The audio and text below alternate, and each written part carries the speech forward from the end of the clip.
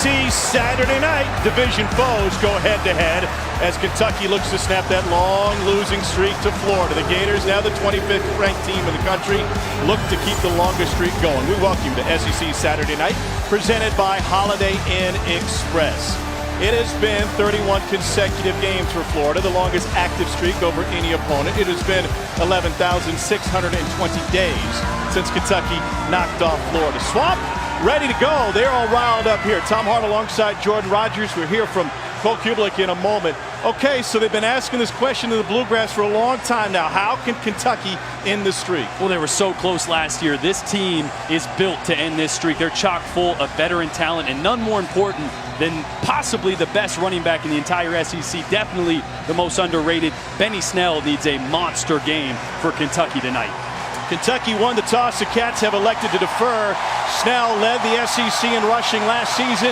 He has back-to-back 1,000 rush yard seasons in his career. First time ever that's been done in Kentucky history.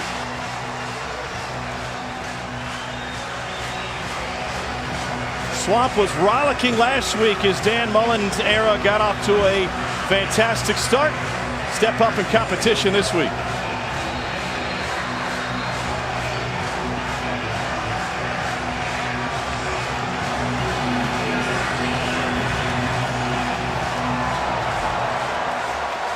Grant McKinnis will get us started. Darius Lemons to return.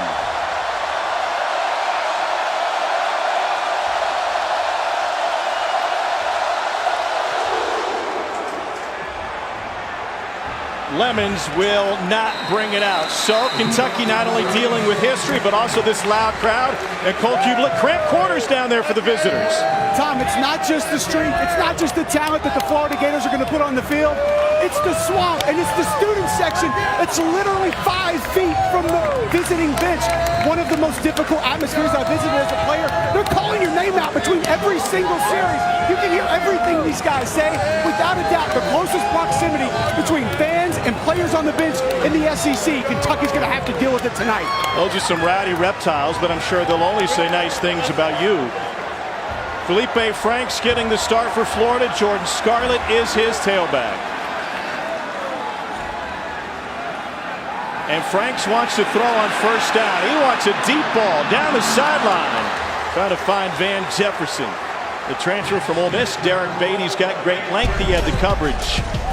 Franks got off to a fantastic start last week. He's from the Panhandle, originally committed to LSU. His brother played college ball, and he's rooming with one of his wide receivers. 5 touchdown passes in the first half last week for Franks.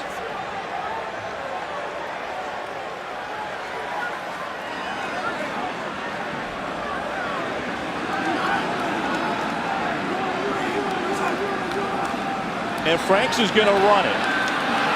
Runs into a wall and is only able to pick up a couple. He's got a pretty good one next to him in Jordan Scarlett as we look at the Gator starters. Yeah, Felipe called his own number there, a design quarterback run, but this offense is built to run and play action pass off the run. Jordan Scarlett didn't have a ton of run last week. They didn't need him. They had an emphasis on throwing the football and getting Felipe Franks comfortable, but against this 3-4 stout defense, they're going to need Jordan Scarlett heavy and a lot tonight. Only 6 carries last week against Charleston Southern. And just as I say that, they go empty back 5 wide. On 3rd and 8. 4-man rush for the Cats over the middle. And that is caught for a first down by Josh Hammond and a pickup of 10. Great accurate throw by Felipe Franks on a big 3rd down to get this offense going early in the game. He's got Josh Hammond right over the middle. Jordan Griffin all over him there. And a great job with concentration on a double catch that they needed on 3rd down.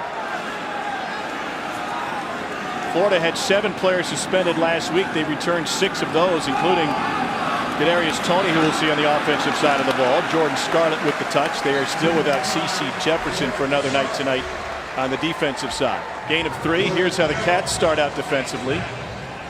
I mentioned they're a 3-4 defense. They're going to have 3 big, stout guys up front, and they're going to have 1 really talented buck linebacker. It's going to be all over the field. Josh Allen, he's a preseason first-team All-SEC and a guy the NFL is drooling over. Leading active sack leader in the SEC, and he's coming off of a 10-tackle performance against Central Michigan. Second down 7, another 4-man rush. And they flushed Franks with 4, and Franks throwing on the run. May have snuck it in there. They say it's incomplete to Tyree Cleveland. Florida's offensive line catches a lot of flack, and for good reason. Franks was sacked 28 times last season. And there's some thought from Matt House, the defensive coordinator for Kentucky, that they can get to him without bringing an extra man. Absolutely. This is one of the things that, as a young or inexperienced offensive line, sometimes it's not where the pressure's coming from, but where's that fourth rusher. So it might feel like a blitz, but it might really be Josh Allen lined up off the ball or on the right side or the left side. You're going to see him here at the top of your screen in a traditional defensive end position. And you see Jordan Scarlett to that side as well. They might be chipping him on a 3rd and long here in a passing situation. It's Martez Ivey, left tackle. Play clock almost ran out on Franks. And it goes to the slant, and that's good for another first down. Tyree Cleveland on a gain of 11. Mike Edwards, the safety for the stop for the Cats.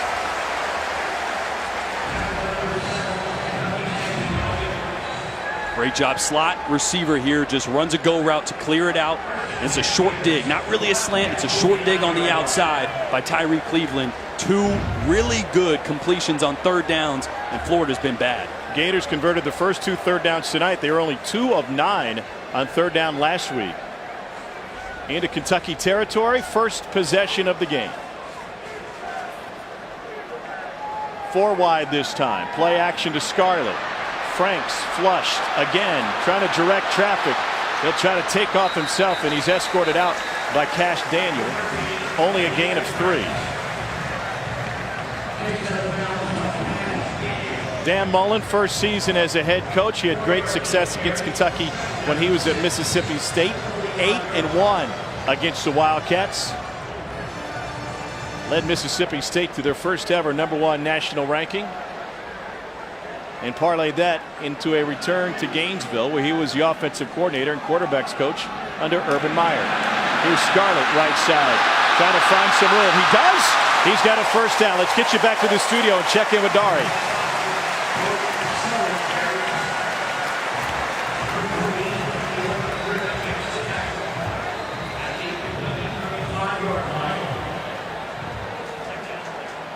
And that was a great crowd on hand at Rocky Top today for a team that didn't win a single conference game last year. It was a good sign in Knoxville. Quinton Bohanna, sophomore from Cordova, Tennessee, is the injured Kentucky Wildcat. Felipe Franks gets a chance to catch his breath, and he'll chat with Dan Mullen over on the Florida sideline. Injury timeout on the field. We're going to step away for a timeout as well. Opening drive for Florida, and they're moving the ball on Kentucky. Take a look at how Felipe Franks is the readiest this week. Brought to you by Holiday Inn Express. Yeah, as you look at when a quarterback develops, is he seeing the field right? Pre-snap, ID's the right safety, the boundary safety, then you see pressure. Last year, Felipe would have escaped the pocket and moved on. This year, he resets, finds his read once again, and throws a ball with touch that ends up being a touchdown. Those are things you're seeing Dan Mullen have that effect on Felipe Franks. He's talented as anybody in the country. The mental aspect of it is what Dan Mullen is so demanding of, and you've already seen it start to progress in the right direction. One of the strongest arms in college football. This is Jordan Scarlett changing direction. Crawls forward. Big miss up front for Kentucky, Cole, with Quinton Bohanna leaving the game. Tom, stops on runs in the middle like that are going to be key. Quinton Bohanna out. Spoke to defensive coordinator Matt House before the game. He told me he's going to play 2 nose guards in this game. Tyree Dubose and Quinton Bohanna were the 2. You may see a shift from a defensive tackle. Either Phil Hoskins or Adrian Middleton may have to slide down to the nose some in this game. If Bohanna can't come back, that's a big loss for the Wildcats. And it might be a big advantage for Jordan Scarlett and this Florida running game. Franks checks to the sideline, trying to get Dan Mullen's attention. And he'll check to his receivers on the left, 2nd and 7.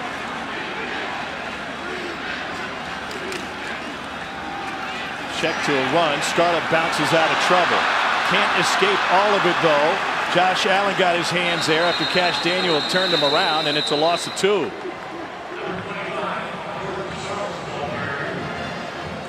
Pressure right up the middle here. Just blows up that run before it can even get started. Cash Daniel came right through the backside A-gap. That run was trying to go front side. Backside guard didn't come off in time. And the linebacker, Daniel, was able to split the gap and make a great play in the backfield. 3rd and long here. Gators have converted the first 2 third downs. Kentucky playing zone coverage right now. 2 safeties.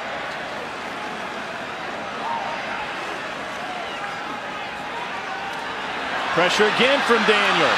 And incomplete. Felipe Franks having to pick himself up, and he is slow to do so. And that's the 2nd time Felipe has come up. Like he got a little banged up on this one. You're going to see pressure on the left side coming from this direction. And he can't get his feet set. Cash Daniels up that side.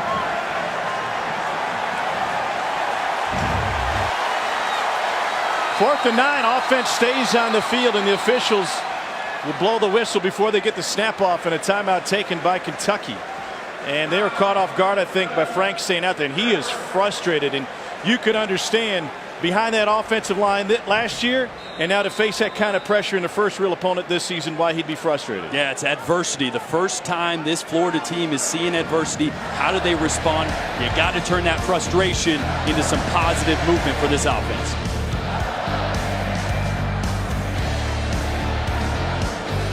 After getting planted in the Florida field turf a moment ago, Felipe Franks asked his O-line, who had that guy? Yeah, slide protection here. You're going to see all this left side going to the left. But what I want you to see, Fred Johnson, right guard, over slides, and you're going to see Cash Daniel come right down that middle. He's supposed to come off.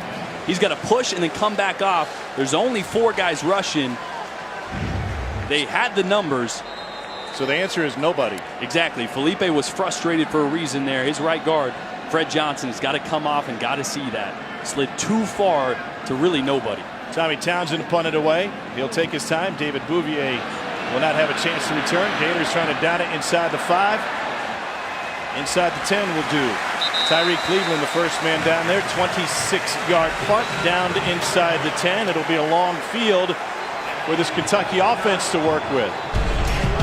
Terry Wilson from Oklahoma City, Oklahoma, by way of junior college, redshirted at Oregon. Last season, Garden City Community College out in Kansas, and he makes his first SEC start tonight. Extremely talented, a dual threat guy.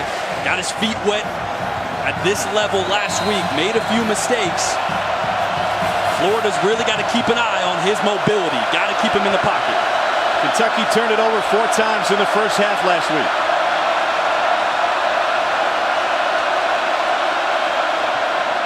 Benny Snell gets his first touch and will create some breathing room. But this crowd is something Terry Wilson has never played in front of. No, I played in community college. You might have a few hundred people in the stands, let alone, what, 80, 90, 100 grand, however many are in the stands right here. This is a new environment for Terry Wilson. Let's see how he responds to this adversity. He's got a great tight end to lean on C.J. Conrad. He's supposed to be a key part of the game plan tonight.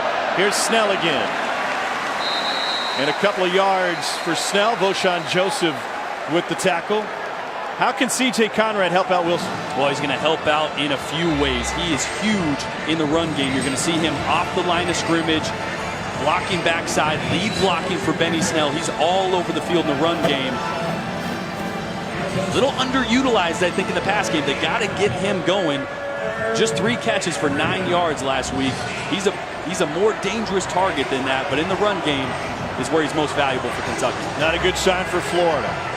Sophomore cornerback Marco Wilson being tended to by the athletic training staff. He had coverage on the outside.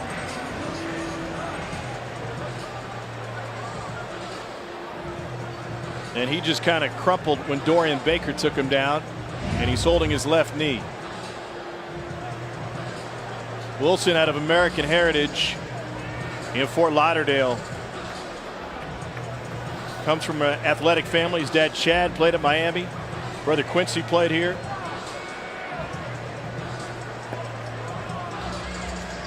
And he's their best cover guy. And in a Todd Grantham defense, as aggressive as he wants to be, you got to have those cover guys on the outside. Timeout due to the injury. Kentucky looking at a 3rd and 2 when we return. SEC Saturday Night is presented by Holiday Inn Express. Be the readiest. And in part by Academy Sports and Outdoors, the official sports and outdoor retailer of the SEC. Well, here at the Swamp, the Gators have one of the best winning percentages in the country, especially since 1990, where they've won 84% of their games, and you can see why. But lately, they've been about as reliable as cryptocurrency and just about as consistent. A pair of trips to the SEC title game and a pair of 4-win seasons over the last 4 years. 3rd and 2. Wilson replaced by Trey Dean at corner.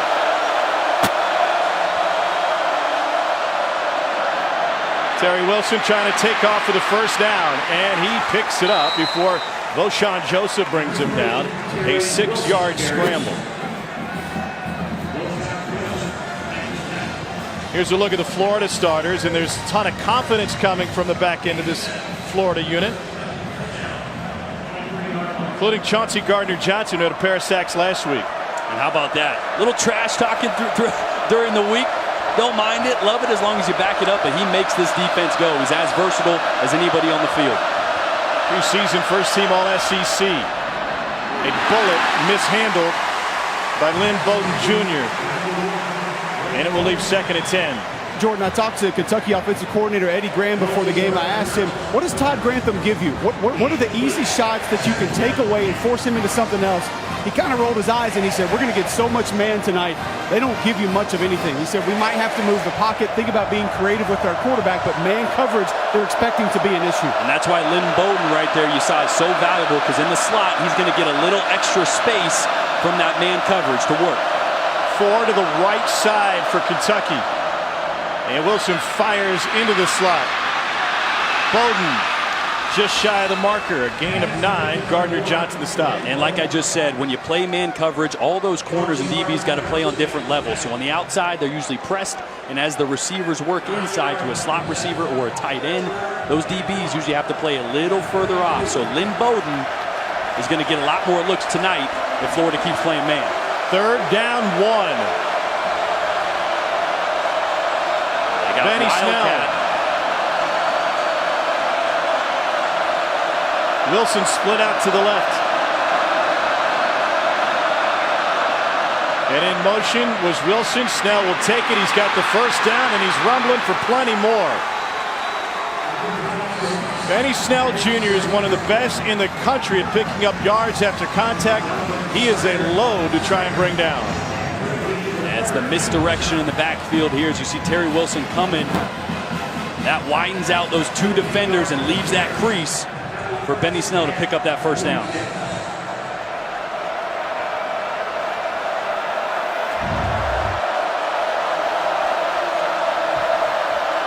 Miscommunication in the secondary for Florida. Wilson has to scramble, and he's got plenty of room down the sideline. Terry Wilson finally forced out of bounds by Donovan Steiner. It's a quarterback dash. It covers 31 yards. This is one thing Todd Grantham was worried about. You got Ja'Kai Polite coming off the edge and Jeremiah Moon coming off the edge. You got to rush to certain levels. You can't pass the level of the quarterback. Watch this. Number 99 gets too far upfield and leaves a rushing lane for a very athletic, very dangerous Terry Wilson. Todd Grantham teaches his guys get 5 yards deep, then making an adjustment. That time he went 9. Yeah, you can't run past the quarterback. You leave those big rushing lanes. Opening drive for Kentucky. Here's Benny Snell on the toss. Great blocking on the edge. And Snell will have this one brought back. It was a great block because it was a hold.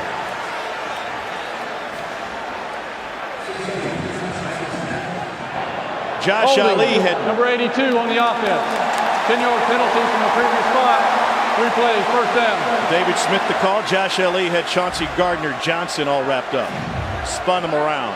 And you can't do this as a receiver on the outside. Got to let him go at that point. Once you engage, that DB tries to get away or move direction, you got to let him go. All you got to do as a receiver is get in his way, force him to pick a side, and allow the running back to react off you.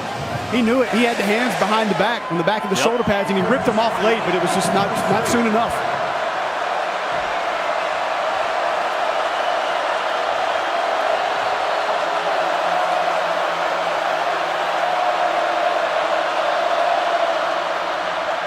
Wilson design quarterback run.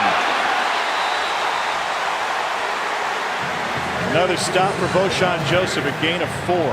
Mark Stoops has done a fantastic job of rebuilding this Kentucky program. They have met or exceeded their win total from the year prior each of the 5 years he's been there. Another bowl last year as they played in the Music City Bowl. But this game, this series has been a hurdle no Kentucky coach has gotten over since 1986.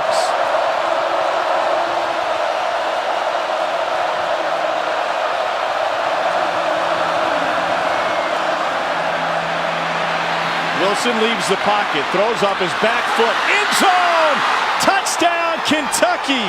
David Bouvier, a 29-yard touchdown reception. Wilson's pass complete to number 33, David Bouvier. That will quiet the crowd in a hurry. And when you have an athletic quarterback and they get outside the pocket, it's scramble drill. A great job by David Bouvier. He's got an out route, sees Terry Wilson scrambling, works upfield. And it's that second reaction play that is so dangerous with a mobile quarterback.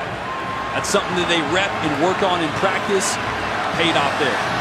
David Bouvier had 1 career reception coming into the season.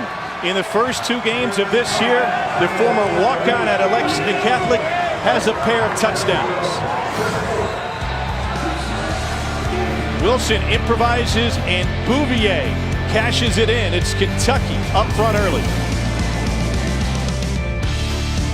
Down it was. Bouvier is going to have an out route right here on a backup safety in Brad Stewart, and it's that second reaction as Terry Wilson escapes the pocket, and that's when Stewart's eyes get caught in the backfield, and Bouvier makes a crucial play upfield. Great second reaction. That's one of those things. Tom, you mentioned it. Bouvier, 1 career reception coming into this year, but you have a new quarterback. Sometimes it's a reset button when you're a receiver. You haven't had a relationship or you haven't had a ton of options with a previous quarterback. A new guy comes in, and that's how relationships can get going. Obviously, a lot of comfort from Terry Wilson, and even Gunnar Hope, the backup quarterback, and David Bouvier right now. Yeah, Bouvier had the touchdown right before the half last week against Central Michigan. That came from Hope. Lemons decides to bring it out 4 yards deep, and he gets submarine shy of the 20. It has been a while, and it is turning into a historical streak. Notre Dame beat Navy 43 consecutive years starting in 1964 until Navy snapped it in 06. Nebraska, with so many great teams, Bob Devaney, Tom Osborne and company, absolutely dominated Kansas. That streak ended in 04. And Oklahoma, they had Bud Wilkinson, all the stars they had in Norman, did not have an issue with Kansas State from 1937 to 1968. And now there's this, the longest active win streak in an uninterrupted series over a major opponent. 31 consecutive games. They have come in all form and fashion, some imaginable, some unimaginable. Franks will step up straight in the pocket, and he gets pushed out of bounds. Last year was another in a long line of heartbreakers. Kentucky had a 4th quarter lead. They gave it up by failing to cover a wide receiver, not once but twice, and a holding call kept them from being in field goal range. Mark Stoops and his staff did a sensational job getting that team back together to win its next 2 games and to get to a bowl, because that could have been a crippling loss. Yeah, it could have been one of those things that changes the mentality of the entire locker room, and it can just go downhill from there. Great job rallying the troops, and a great start already to this game. Well, Michael Pirine is now in at running back for Florida. The Gators have an embarrassment of riches at that position. Scarlett started. We'll see Malik Davis and Damian Pierce, among others, likely off the bench.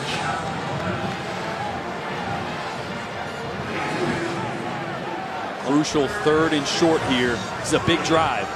If you're Florida, we don't really know much about how this team responds to adversity just yet. Kentucky gets a touchdown, got to put together a drive to answer.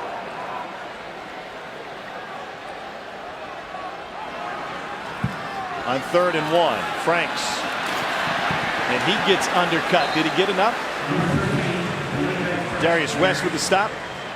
Tackle by number 25, Marquette safety, Darius West. That's the Second time we've seen a design quarterback lead. Just a direct snap to Felipe Franks. He's got a running back blocking ahead of him. One thing Dan Mullen said, he said, you know, I don't think we're going to design many runs specifically for Felipe. He'll run it in the option game, but already you've seen him multiple times on design quarterback runs early in this game. Dan Mullen has had his best success with quarterbacks who are able to run the ball. Typically those with great physical stature, going back to Tim Tebow, of course. Room on the right side for Michael Piron. Tom, you mentioned that play last year, Luke Del Rio looking for Freddie Swain, uncovered, no Kentucky defender on him. I spoke to the former Gators quarterback this week. He said the thing that people don't know, Freddie Swain and I had shoulder surgery together, so we went through all of our rehabilitation together. We had a little bit of a different relationship. He said he actually could not see that he was uncovered. It was a run play. He didn't check, but because of the nonverbal communication between he and Swain, he decided to take the snap, turn, throw, ends up as a Gators touchdown. Kentucky changed their substitution patterns after that. They were trying to run a unit on and another one off. Little option look for Franks. Tries to cut it back. He'll take a big hit from Josh Allen. And that'll leave third down.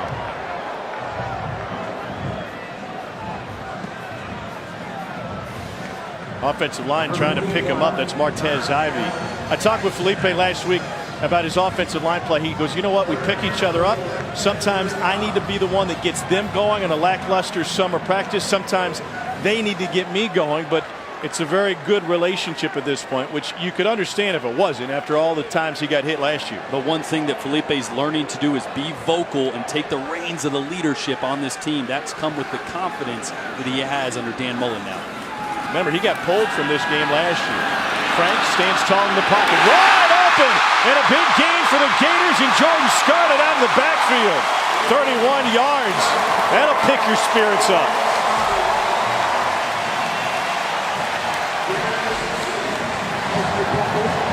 That was fantastic by Felipe Franks. And one of the things I've had my eye on in his development is staying patient in the pocket, climbing in the pocket, and not panicking when your first read isn't there. They'll stop play for an injury issue. Derek Beatty Jr., one of a handful of talented cornerbacks for Kentucky, seems to be cramping up, just as Florida wanted to pick up the tempo. Watch how Felipe Franks climbs in the pocket, looks right, looks left, nothing's there, finds your outlet. One-on-one matchup with Jordan Scarlett on Cash Daniel. That's a matchup you want to see every time if you're a quarterback. And I love the patience. Love the patience by Felipe Franks. He got some good tutoring this week. Heisman Trophy winner Timmy Tebow, our colleague, was in town. Spent some time in the quarterback room with the guys. He was out in the field for a long time with them on Thursday's practice, out there with quarterback coach Brian Johnson. So both Brian Johnson and Tim Tebow played for Dan Mullen when he was their coordinators here at Florida and Utah respectively, and they're able to share that experience with Felipe Franks. Yeah, I think part of that is between the ears. Everybody knows that Felipe is as talented as they come. It's the confidence, and it's also shutting out the noise. I think last year Felipe let the Twitter notifications, the trolls, the negative feedback get to him and get to his confidence, and Tebow told him directly, and I quote, "No one else can define you. You define yourself." And Felipe really took that to heart. He's a more confident quarterback. He's hearing it from guys that played for Mullen. He's hearing it from Mullen, and you can see it in little plays like the one we just saw. And last week against Charleston Southern, there were some opportunities to call running plays, and Dan Mullen told us, he said, listen, we had these RPOs built in, and we told them, we want you to throw. They did it for a reason, to build that confidence, to put them in position to have easy gets, and that's what it turned into. Yeah. One thing to do it in practice, another thing to do it in games. Well, look at that. Hey, there's some history. Speaking of Heisman Trophy winners, the head ball coach is in town tonight. We'll visit with him as they honor one of his SEC championship teams. And Mullen said, yeah, he still pops in the office every Monday, goes, hey, why don't you throw this post route? Guy's open, go deep. A minute to go in the first quarter. Van Jefferson escapes one, gets a block on the edge. And he's got a Florida first down and a gain of 12.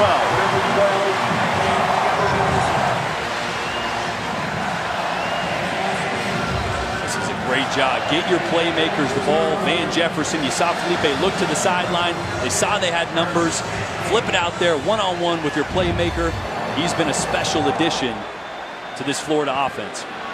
Over 1,000 yards receiving for Jefferson between Ole Miss and Florida. Franks on play action, going end zone into coverage, and it's batted away, but a flag on the play.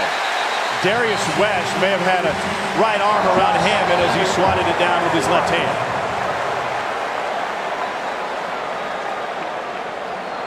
And Felipe is going to get bailed out a little bit here. That wasn't the best decision. Double covered down the seam. Holding, number 3 on the defense. Penalty is 10 yards from the previous spot. First down. Jordan Griffin is the one that gets flagged.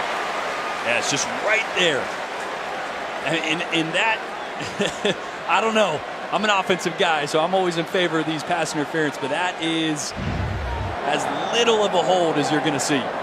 But you can't let that hand get extended. It can be in close, and you can grab some jersey and hand fight at times, but that hand extends and grabs. Easy for the ref to see. They said it was on Griffin. It was West who was closest to Hammond. Scarlett off of Frank's left hip. He's the lead blocker. They're going to step back and try a pop pass. Now Franks reverses field, trying to use his speed inside the 10. And he's finally forced out of bounds. We'll see where the mark is. A 9-yard scramble for Franks. They'll say first and goal. Call it an 11-yard gain, Cole. Jordan, I know you went back to that seam route, said it wasn't the best decision by Felipe Franks. However, what sticks out to me watching him on film is his decision-making and how much it's improved from a year ago. Last year, I think maybe he tries to force that football in, knew it wasn't there, turns it into a big play. So first and goal out of the shotgun.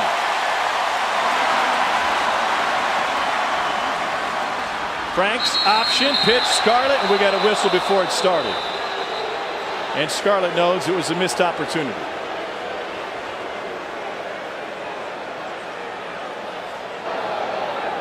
The previous play is under further review. The ruling on the field was in the short of the touchdown.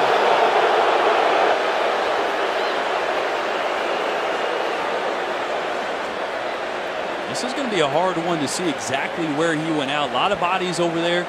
Franks went airborne at the end of that run. But Cole, to your point right there, we saw a couple design quarterback runs. Oh yeah, this is the Scarlett. No, that's the penalty there. We're reviewing the Felipe run. The scramble here was a design gadget play. They ran quarterback option a couple times, tried to hit Hammond. We've got pylon cam tonight. Oh, this is an experimental one. It's set the line to gain marker. And so we certainly appreciate the SEC and their officials by allowing us to use this. Only the second game it's been used, and then we'll move it to the goal line if it is first and goal. They want to see if the ball broke the plane. Trying to see right there if his right foot is out. Didn't look like it. I think that spot's right. If anything, back it up a hair, and they're trying to see right there. It looks like green grass. I don't think he's out.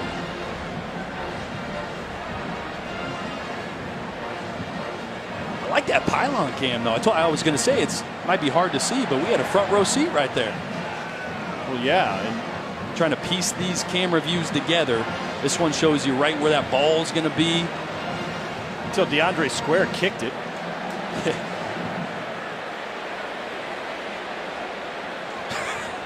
I mean, where'd they put it on the?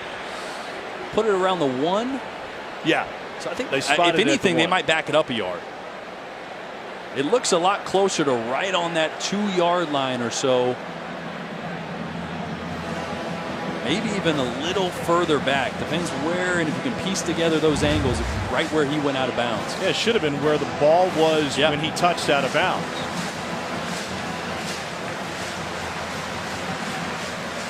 It's not where the ball was when he went over the sideline, but when he touched. That's when he marks him down. Dan Mullen continuing to coach. Fella spinning forward a little bit. Those perimeter runs, those option plays with quarterbacks and Scarlett are nice, but this is where John Hevesy, the offensive line coach, wants his group to be able to get wins north and south. He wants to get movement off the line of scrimmage, something that the Florida offensive line has not had a lot of success with the past few seasons. I know Dan Mullen wants to give that group a chance to prove themselves. See if maybe they go behind that group between the tackles here to try to punch in a touchdown. I think they should. And we saw it at practice just the other day. Mullen was getting on these guys to be more physical. After further review, the runner crossed the sideline at the 3-yard line. The ball will be placed at the 3-yard line. Please reset the game clock to 3 seconds. 3 seconds. The clock will start on my signal. So it'll be second down and just inches. Well, a yard, a full yard, I suppose. And they can still pick up a first down by getting it inside the 2.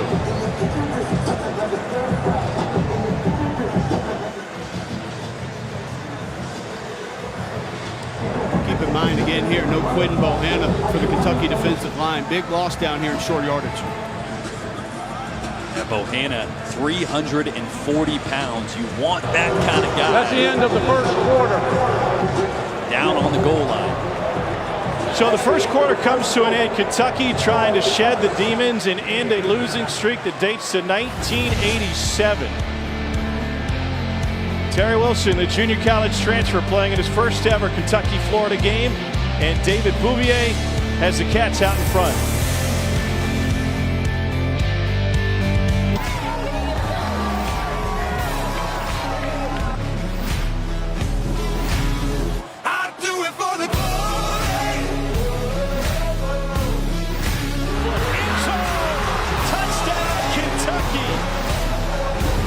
So Kentucky strikes first, and now Florida trying to answer as we start the second quarter in the Swamp.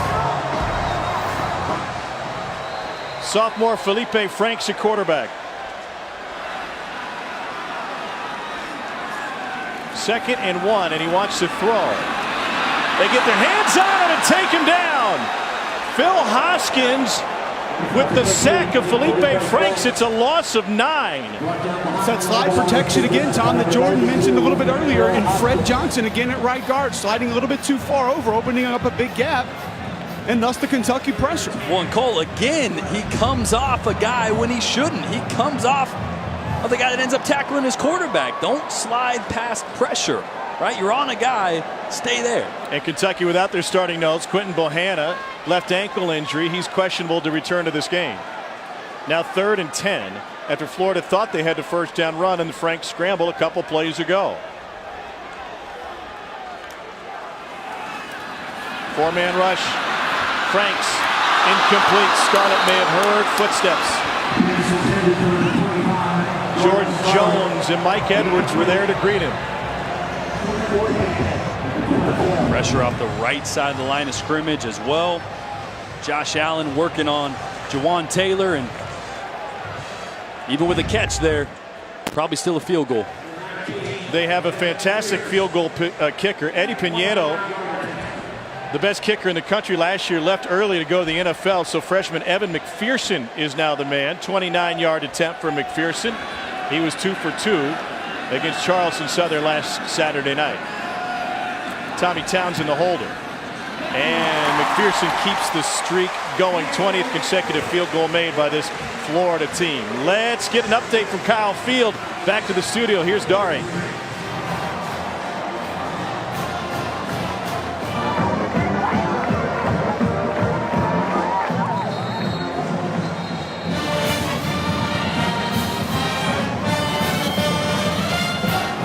Good sign. Meanwhile, Clemson has a 14-3 lead on Texas A&M. 2.5 to go before the half. It's a pretty good game brewing at Kyle Field. Yeah, I think if you're Texas A&M and Kellen Mond right now, just down 11, 14-3 before half, you can hold on to that. A lot of people thought that Clemson could run away with that game. Texas A&M's got a lot of talent. They're not there yet, but man, going punch for punch with one of the best in the country, Dabo Swinney and Clemson. Dabo and Jimbo have split their previous 8 meetings. Lynn Bowden back to receive. And he won't even bother fielding. The kick is down to the end zone for a touchback. Kentucky Let's get down the field, check in once again with Cole. Tom, I'm going to show you how this slide protection breaks down. What it is gap protection. So you're essentially just sliding one step, and this is your gap that you have to protect. What Jordan's talking about is if you have a defender to your right and you're slide protecting to the left, you have the ability with your eyes to protect this gap, but physically you want to stay and help with this gap. Same thing if you have a defender here. If you're sliding, you know you have this gap and help in this gap, but your eyes can play the backside gap. Have to use your eyes in slide protection. It's not just your body. It's not just physically. Visually, you can still win. And those breakdowns mean that Kentucky has been able to affect Felipe Franks and make him move with just 4 rushers.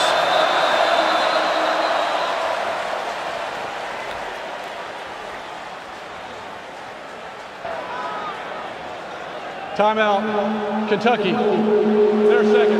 They're getting ready to take a delay of game, so the Cats instead will use their second timeout of the half. Eddie Grant and Mark Stoops not happy with having to burn a timeout here early in the second quarter.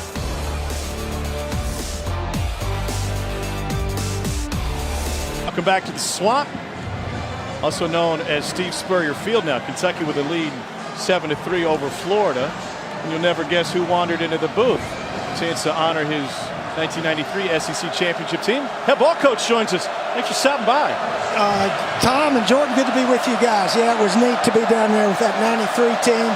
It was only 25 years ago, but as coaches, we tell them if you win a championship, it's going to be forever, and this was our chance to celebrate this weekend. That was one of the great teams in Florida history that kicked off an amazing run, and you had a chance to honor your guys moments ago, and one of the guys you called out was Terry Dean, who was your quarterback for part of that season. Why was it so important to get him acknowledged in front of this crowd? Well, he was super those last 2 games against Alabama. He was 20 of 37, threw 2 touchdowns, ran for 1, and our man Chris Doering threw him a 15-yard pass. Doering threw him the pass. The Eagles were the first team. You drew that one up, right? No, it's the same thing. Run it over there and throw it back to the quarterback. So Doering, he threw that several times here. Doering loves hearing his name mentioned, by the way. 2nd and 5, and Wilson will flick it out to Benny Snell, and he's able to take it out to the 35-yard line. How important was that team in establishing what you guys eventually accomplished here? Well, Tom, we won it in 90 and 91. We lost the championship game in 92, so we're sort of always knocking on the door. And to beat Alabama in Birmingham, the first 2 years they had it there, I guess they thought Bama needed a little edge or something. But they had it there, and then they finally moved it to Atlanta. So our guys just really played well both those games. On 3rd and 1, Wilson takes it forward. Obviously, Florida making some moves, wanting to bring a championship back here. You've been around Dan Mullen. You've been around this program. You've seen championship teams. What about Dan Mullen say, oh, yeah, I got some confidence he can do it? Well, certainly he's got a great opportunity. Those teams that are up there fighting for championships, they better be in the top 5 in the nation in recruiting. You look at Georgia, Ohio State, Alabama, and all them guys. So that's where we got to.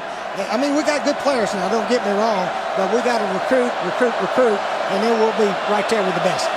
1st and 10 now for Terry Wilson and this Kentucky team. Of course, Kentucky fans well aware of the long losing streak to Florida. It's been since 1986. And, Coach, it's happened in every way imaginable and unimaginable. You mentioned Doering. Of course, he had the game winner one time at the buzzer. What is it about this series? Well, I don't know. They had a great chance to beat us there in 93 when Danny hit Doering with 8 seconds left. So we escaped that one. We played them here in the Swamp in 91, and we're up 28-7. And the next thing I knew was 28-26. And fortunately, we put a drive to run the clock out and score a touchdown. But Kentucky sort of, it's hard to figure how they lost some of them. Yeah. It's just, they're snake bit when they play us. I guess that's the only way to say it. Well, they've had great players. They've had good coaching. They've had outstanding players in that time, but it just seems that Florida always has that number. Is there something to the attitude of Florida, whether it's Kentucky or others, like these are just games they expect to win? I don't know about that. We never talked about it. Of course, that was a long time ago when I was here. But you just try to get prepared to play one at a time the best you can, and really don't talk about streaks and things like that. Cats have converted all 3 of their 3rd down opportunities. Now 3rd and 4. Pressure coming. And it's C.J. Conrad, the tight end, with another grab. Coach, I saw you down there with your 93 team. You look like you still got some gas in the tank, and You're going to be coaching again. Alliance of American Football in Orlando starting up the feeder league for the NFL. Tell me about that. I tell you what, Jordan, I'm really looking forward to it. This is my kind of coaching. This is 4 months a year. We'll practice the month of January and play February, March, April. We got like 10 games, hopefully 2 playoff games. And they allocate the players, so there's no recruiting. We're not going to be calling guys all over the country. We'll get a team and go try to beat the other guys. And, you know, if you love competing and so forth, this is perfect for us. How important is that to give a big population of guys another chance to get film and possibly continue their dream? It could be called the Opportunity League. He's swaying with a big chance for a return. And he's finally forced out of bounds. It's a 25-yard return. Yeah, as we all know, there's not enough room in the NFL for all the really good college players that come out. So this will give these guys an opportunity to do their thing, and hopefully after they play in the Alliance League, they'll go to the NFL. That's what we hope happens. Hey, let's take you back to 1993. You mentioned it. Danny Werfel able to find Chris Doering with 2 seconds left. They're in cover 3 at that point, if I'm not mistaken. No, they were in a cover 2. Oh, there it is. He was wide open. Yeah, I don't know. Some teams like playing cover 2 at the end, Jordan. I don't know why. You just send a guy right down the middle. Yep, one down the middle, one down the sideline, and Danny spotted Doering, and that was the start of the 4 in a row that we won. If we don't win that one, we don't win the one in '93. And there are some games you guys won where you didn't play great football. You just ended up pulling out. If I'm not mistaken, you had 7 picks in that game. Well, we may have that game, but that 93 team scored more points than any SEC team. We broke a bunch of offensive records, and then they were broken later, though, so they didn't hold them a long time. So after the punt, Florida will be back out on offense. Here's a look at some of the numbers that you guys put up. All of those were SEC records at the time. Points scored, passing yards, passing touchdowns, and you had a really good running back. You called Eric Rett moments ago perhaps the best running back ever to play here. There's been some really good ones. Yeah, Eric got a chance to start all 4 years. So he got a lot of carries, and he caught more passes. He could do it all. And we got the lead. He was the guy that give him the ball and run the clock out, and he was really a good back. One of the great backs I've ever been around. He put up some big numbers. He caught a lot of passes. Franks, speaking of a running back catching passes, swings it out to Malik Davis. What kind of offense are you going to run in Orlando? Well, I tell you what, I've been watching some of Florida's offense. I watch their game tapes and everything. So there's some new tricks going around. So we'll be a little bit of a spread, but we're going to have the quarterback under center too. Love that. I'll tell you what was interesting. 3 of my fullbacks from '93 all came to the reunion. Kelvin Randolph, Jerome Evans, and Chris Bilkey. They were all at the reunion and so forth. And I told those guys, I said, we're going to have a fullback on our team again. How about that? Yeah. We got a flag on the play after a tackle in the backfield by Tamir DuBose. We saw a lot of those guys at the hotel last night. I tell you what I appreciated was just the camaraderie. They're so happy to see each other and spend some time around each other. And a lot of the guys hadn't been back in 20 years or so, they said. Face mask so on the it defense. was really Number good 98. form. 15-yard penalty from the previous spot. Automatic first down. Good call. Got him right on the face mask. Helped him bring down Malik Davis. That'll put Florida into Kentucky territory now. What'd you enjoy the most about being around those guys this weekend? Just seeing them for the first time in a long time. Seeing their kids. Terry Dean, he's got 2 children here at the University of Florida. And it's good to see Terry back with all his kids, wives, and so forth. And most all the players brought their families with them. So that was probably the most neat part. And then we rehashed a bunch of games and so forth. But it was a team with a lot of spirit. They all loved each other. Shoot, every championship team's like that. So. Franks finds Kadarius Toney. That's good for a first down. And a gain of 15 that time. Dan Mullen said that you guys have a great relationship. You're not afraid to pop in there on a Monday and say, hey, why aren't we throwing the deep ball more? Yeah, we exchanged a few ideas. I told him I really liked one pattern they ran last week. I said, Which one was that? I'm going to use that myself. The double post? Well, it was a post against a 4 deep with 2 guys clearing out on one side. Kadarius Toney takes a direct snap and will carry it 9 yards. Last week against Charleston Southern, Dan Mullen kind of restored the roar here at the Swamp. They even brought out the jump pass. What's it like just when you see a guy who was part of the program and he's reaching back to re-engage his fan base? Yeah, that was a good start. Everybody, was very happy. Oh, there's one there. There we go. It is wide open for the score. 18-yard pass from Felipe Franks, and Florida's got its first lead of the game. Earl Stevens with the reception. Yeah, I really like a lot of the RPO stuff. Yeah. Billy Gonzalez and Dan do there. So I've been learning some new tricks. How new is that? The RPO. Did you do it back in the day, or a version of it? Oh, late at South Carolina, and 14 or so, there was a little bit going on, but probably really 16, 17, 18, 15, 16, 17, 18. Those years it started coming around. Really taking off. Yeah, You see every offense doing at least a little bit of it Even the every Saturday. NFL's Oh, yeah. copying the college guys. Eagles do a ton of it. They do. The Eagles run it, Chiefs run it, and the Eagles got their season started on a good note Thursday night. So Felipe Franks with the touchdown pass, and he's still chatting with his offensive line, making sure the protection's right. Yeah, that was a good drive for us. That was a good After the drive. play was over, unsportsmanlike conduct number 13 on the offense. That 15-yard penalty will be enforced on the kickoff. Florida hasn't lost to Kentucky since 1986, one of the rare years that you weren't coaching. You're in between jobs. That wasn't off year. That was an off year. That's when I was looking for work. And fortunately, an opening came at Duke University, where I was as an assistant coach. So that was an opportunity that kept my coaching career alive. Duke University. And the rest is history. Honoring your 93 team here tonight. They didn't lose to Kentucky, now Florida to lead. Steve Spurrier, thanks for stopping by. Yeah, thanks, Tom. Thanks, Jordan. Head ball coach, not the old ball That's coach. right, head ball coach. The ball coach is in the house here at the Swamp, where they almost never lose in Florida, out in front of Kentucky, thanks to good quarterback play from Felipe Franks. It's 10-7 Gators. Kentucky get the ball back in a moment. SEC Saturday Night is presented by Holiday Inn Express. Be the readiest. In his address to the crowd with the 93 SEC championship team on the field, he thanked them for making this such a great home field advantage. And there's some times where maybe it was missing over the last few years due to the inconsistency, but a great crowd on hand here tonight. The field that was renamed in Steve Spurrier's honor. Lynn Bowden back to receive, and he'll have a chance with this one from the 13. Bowden's got elite speed.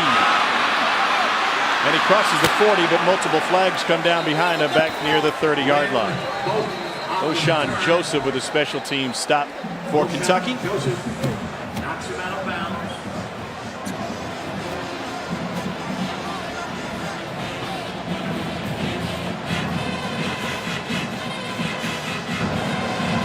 During the return, illegal blocking the back, number 29 on the receiving team.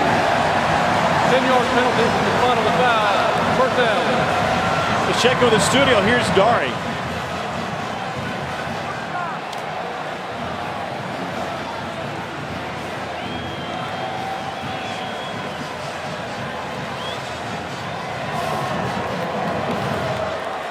Clemson leads by 11. Last time the Tigers lost a game where they had a lead of 10 or more at the half was against an SEC team.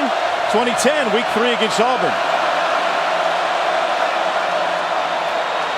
Plenty of action in the backfield. Wilson finally escapes with a spin move. He's got a first down run for Kentucky on a 14-yard scramble.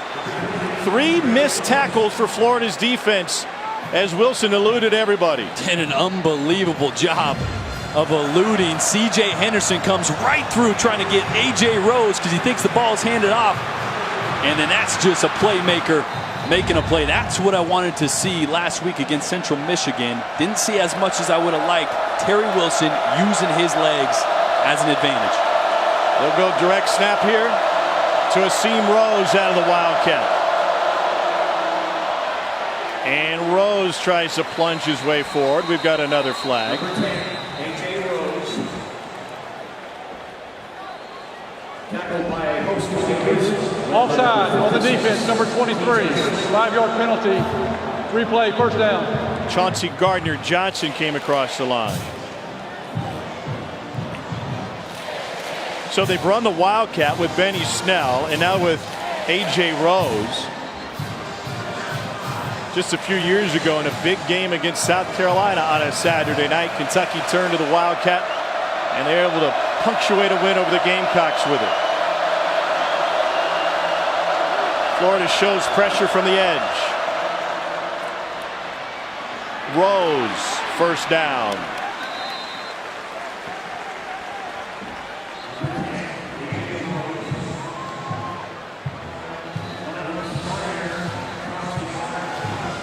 Love what Kentucky's doing with their formations. You saw two receivers split wide on that one, all the way out past the numbers. That takes two defenders out of it. They're just playing 9-on-9.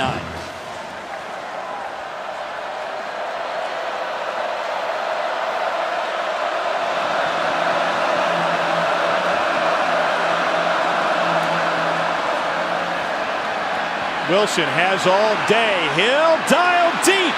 It is incomplete. Batted away by C.J. Henderson. Josh Shali, the intended receiver for Kentucky. It's actually a good ball.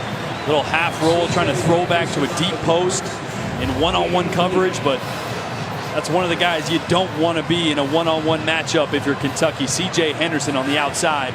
You see the safeties beat over the top. And that's a ball hawk making a play up and over. Does a great job. A lot of corners will run through the receiver there trying to make a play on the ball and get a pass interference call. He avoided that and broke up the pass. On 2nd and 10. Wilson flushed out by Chauncey Gardner-Johnson. He went through just about every progression and some of them twice. I'm going to tell you guys what, Kentucky center Drake Jackson's having a game. Really been nice helping out and protecting. Got him a slab right there. Goes to the rib cage, helping out his right guard. Gets a decleater. He's been nice in the run game, blocking back. Zone scheme. He's got movement at the point of attack. He was a really welcome presence late in the season for the Wildcats last year. Thought he played great down the stretch. He's been phenomenal here tonight. Figures he'd go to the slab. His parents run Smokin' Jack's Barbecue Shack. 3rd down and 6.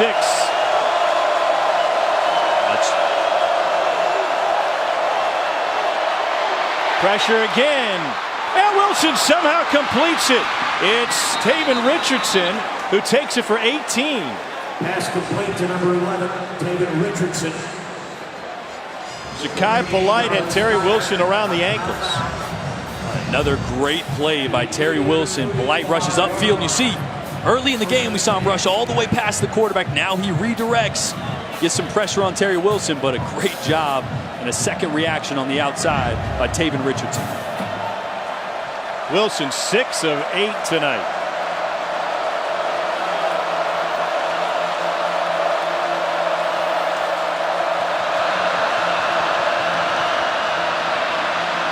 Looking left all the way. And that one will one-hop the wall. Dorian Baker was the closest Kentucky receiver. And Wilson's really been the difference maker tonight. I mean, we saw Kentucky struggle last week against Central Michigan. They put the ball on the ground 5 times, lost 2 fumbles, 2 interceptions. His decision-making has been much improved, even better than that. Instead of throwing into coverage, he's using his legs to create second options for his receivers and positive yards outside the pocket. Wilson originally committed to Nebraska, ended up spending a semester at Oregon.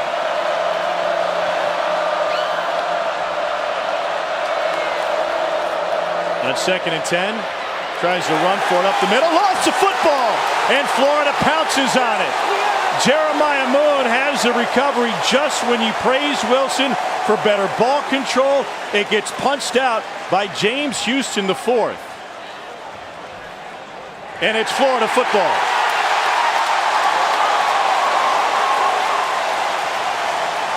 And that is a huge mistake. 5 minutes left in the second half. You're driving to either tie the game at worst or take the lead before half. And now you give it right back to Florida. Kentucky thought they had the momentum.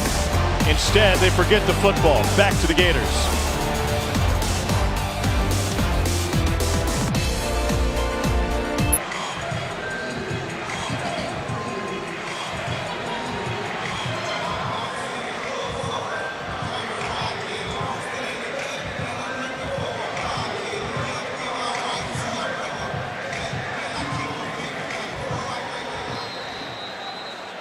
All right, Dari, thanks. Terry Wilson's got off the phone with the guys upstairs.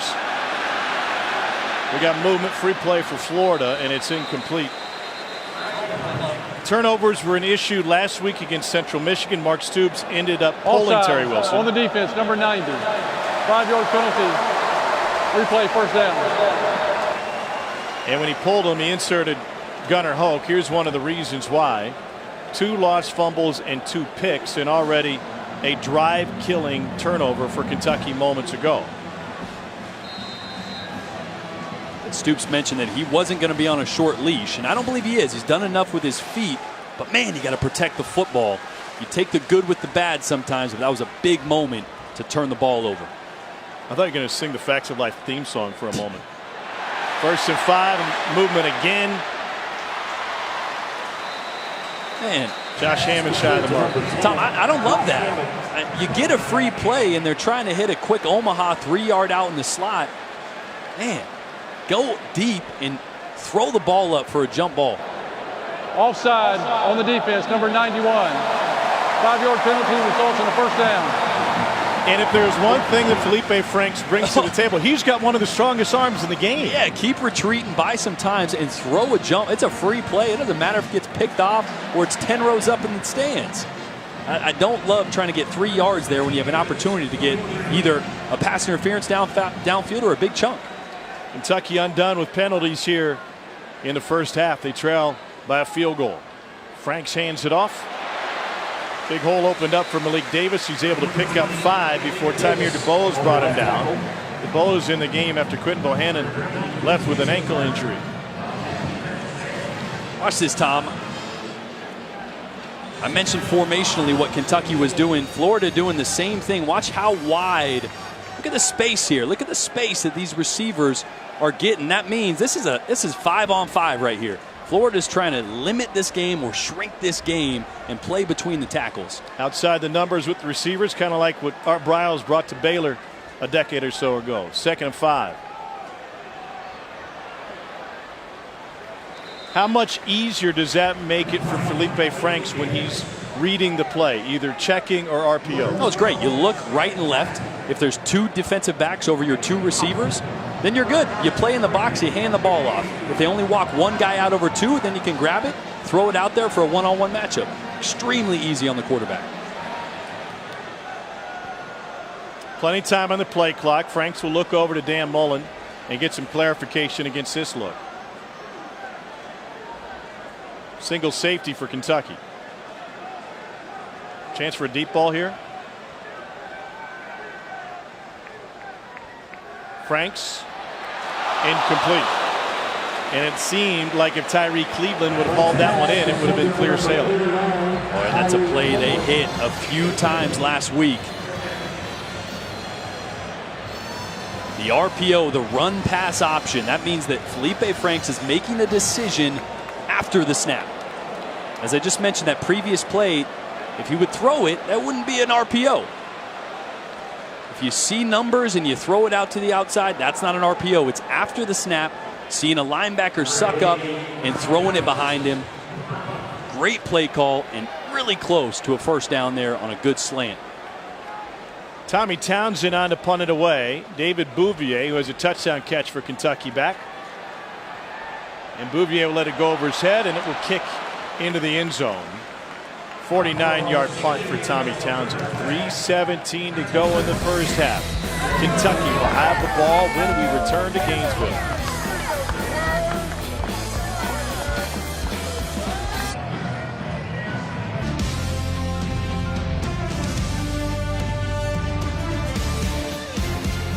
Welcome back to SEC Saturday Night, presented by Holiday Inn Express. From the swamp, Gainesville, Florida. Great crowd on hand as the home crowd wants to see this streak extend to 32 consecutive games against Kentucky. Terry Wilson turned the ball over last time on the field for the Cats. He'll get another crack at it with 3:17 to go in the half.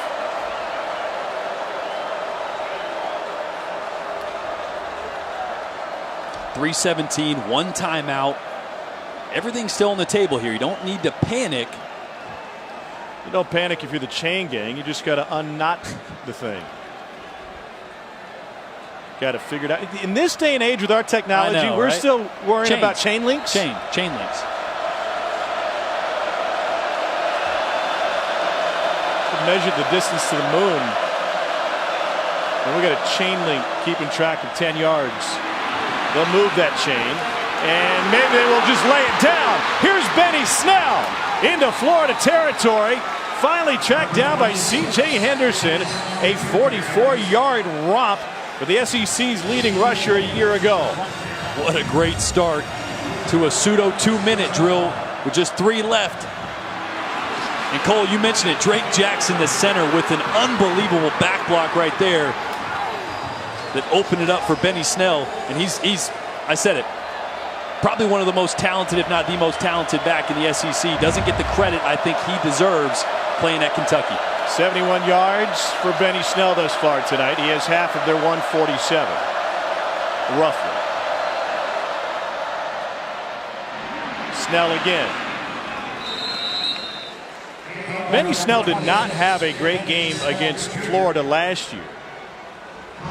They were able to hold him in check, 14 carries, 59 yards, and he didn't have a touchdown. But heartbreak at the end of that game for everybody in a Kentucky uniform. And Snell put it simply, we were the better team. It was a 1-point loss for Kentucky. Snell's put up all these great numbers in his career. And remember, he didn't get off the bench the first 2 games of his freshman season.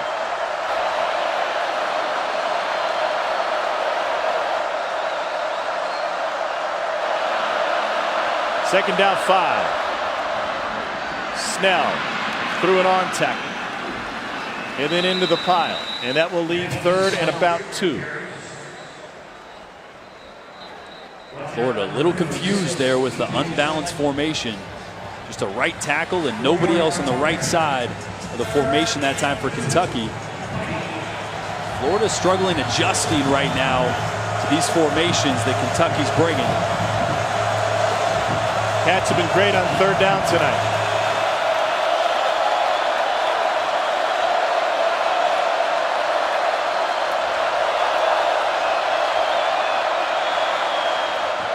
Snell hit behind the line, sheds a guy, and he rumbles for another Kentucky first down. And one of the reasons I say he may be one of the most talented, if not the most talented back in the SEC, that play was blown up, Tom. There was nowhere to go, no hole, no anything. Slayton blew that up in the middle for Florida, and Snell just made a play. Drake Jackson surveys the front for Florida. He will look between his legs for the leg kick from Terry Wilson. Wilson taking a shot. Underthrown and intercepted by C.J. Henderson. Gators with takeaways to snuff each of the last 2 Kentucky drives.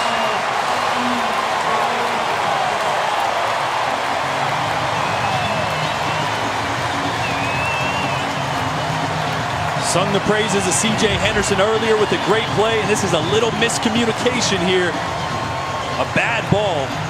Let's be honest, a really bad ball from Terry Wilson.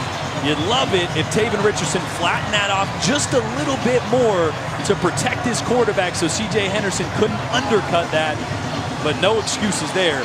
Just an inaccurate pass from Terry Wilson and a great play by C.J. Henderson.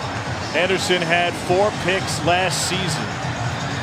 4th most for a true freshman in NCAA history. He's got his first pick of this season. Gators will take a knee to get out of the half, and you got to wonder, will Kentucky make a change at quarterback again? Gunnar Hoke played the last series of the first half last week after Wilson struggled. Coming up at the half, you can watch a live performance of the Pride of the Sunshine. It's over on SEC Network Plus. Start streaming now on the ESPN app. Kind of surprised Kentucky doesn't use that last time out here. Not a ton of space to take a knee. I'd make them do it again. Instead, the clock will roll out.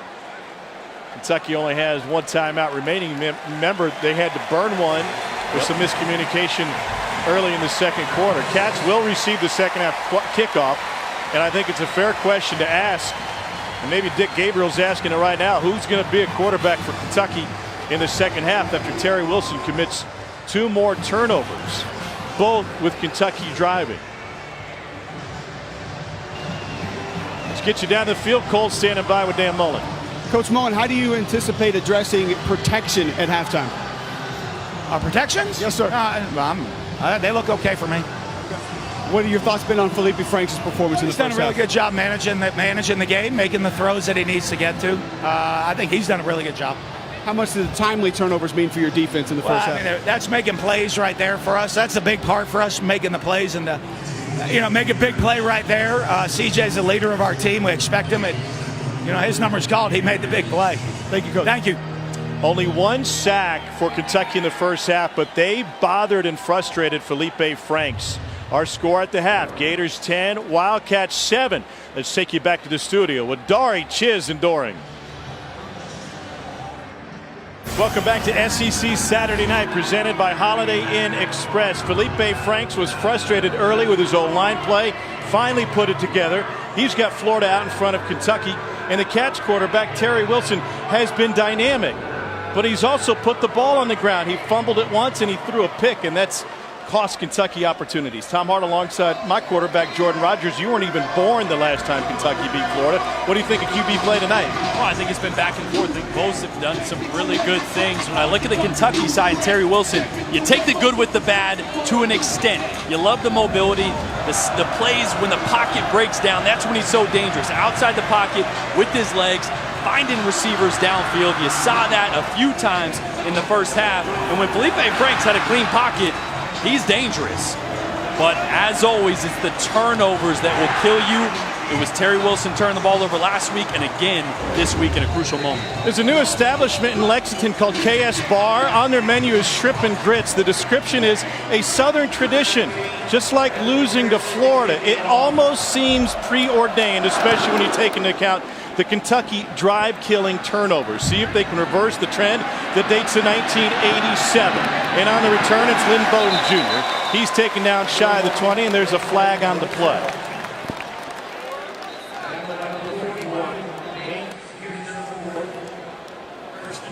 David Smith was our referee tonight.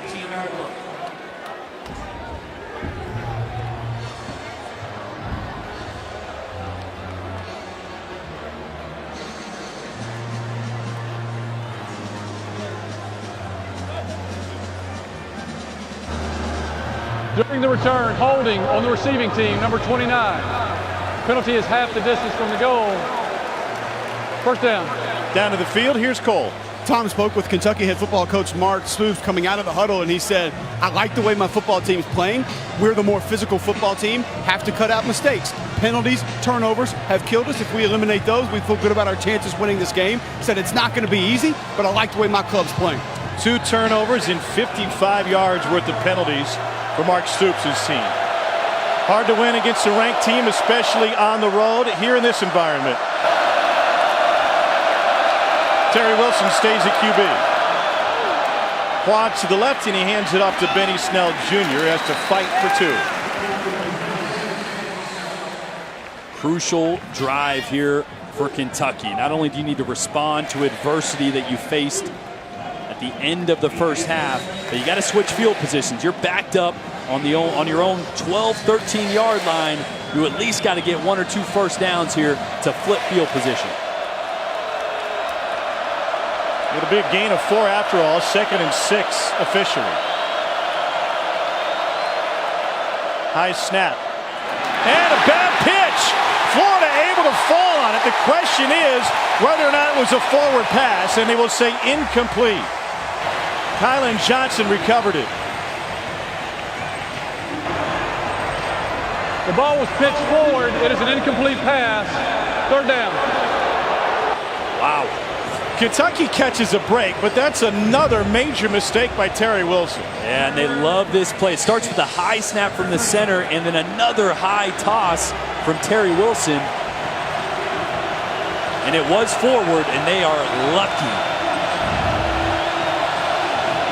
Benny Snell probably took his eyes off it. Kentucky's converted 5 of 6 on third down.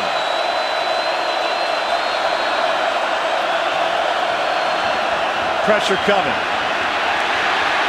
He will retreat. Now Wilson trying to ad-lib. He's got a first down, and he gets smoked from behind as he takes it past the 30. A 19-yard run. And so, as you said before, you take the good, you take the bad. Kentucky would be in this game in a better situation without the 2 turnovers, but then Wilson can do this for you. Yeah, Marlon Dunlap, 91 there, driving straight up the gut and breaking the pocket. And it's just speed. I mean, he is just an unbelievable athlete to get outside the pocket and turn the corner right here. He is averaging more than 10 yards a carry. Like I said, you don't want the turnovers, but that's a negative play if he's not in the game.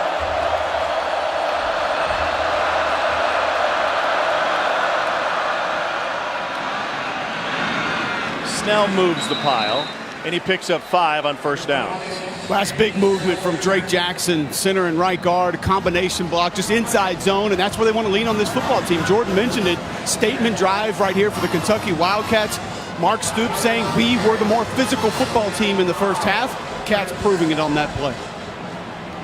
And Cole, they've really controlled the line of scrimmage. Yes, we've seen on pass plays some gaps and Florida get in the backfield, but at the line of scrimmage on run plays, Kentucky has been solid against this front 4 for Florida.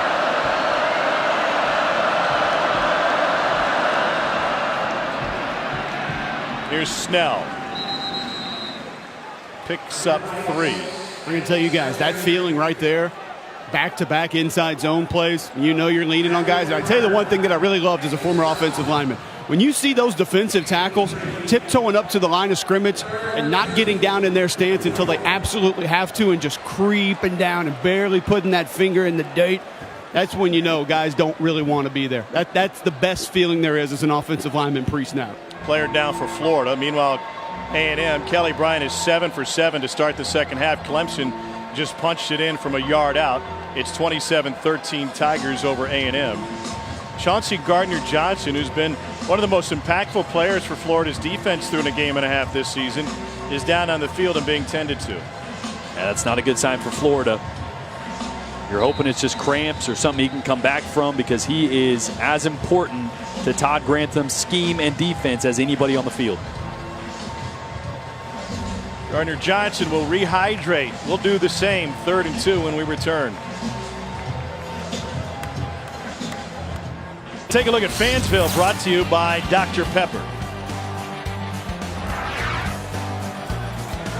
Great student section here at the Swamp.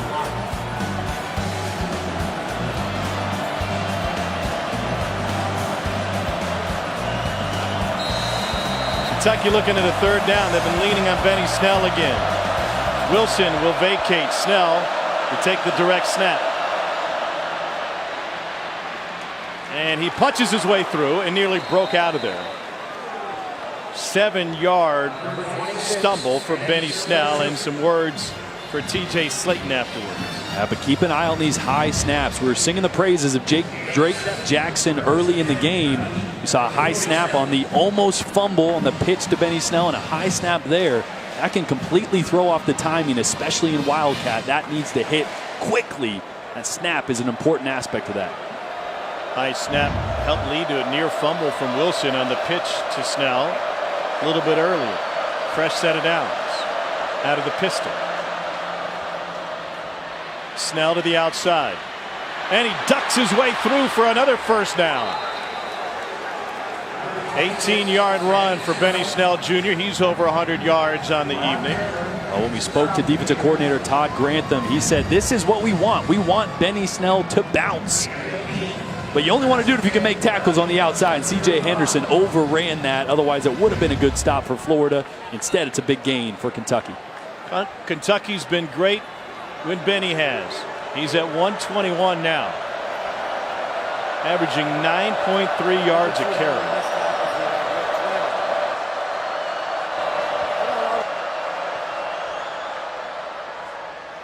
And Snell again, pardon me, A.J. Rose again. In Kentucky's offensive execution over the last 2 years with Steven Johnson at quarterback. They were a great play-action team, and Steven Johnson had an affinity for hitting the deep ball. How much of that was predicated on Benny Snell's effectiveness? Oh, it's huge.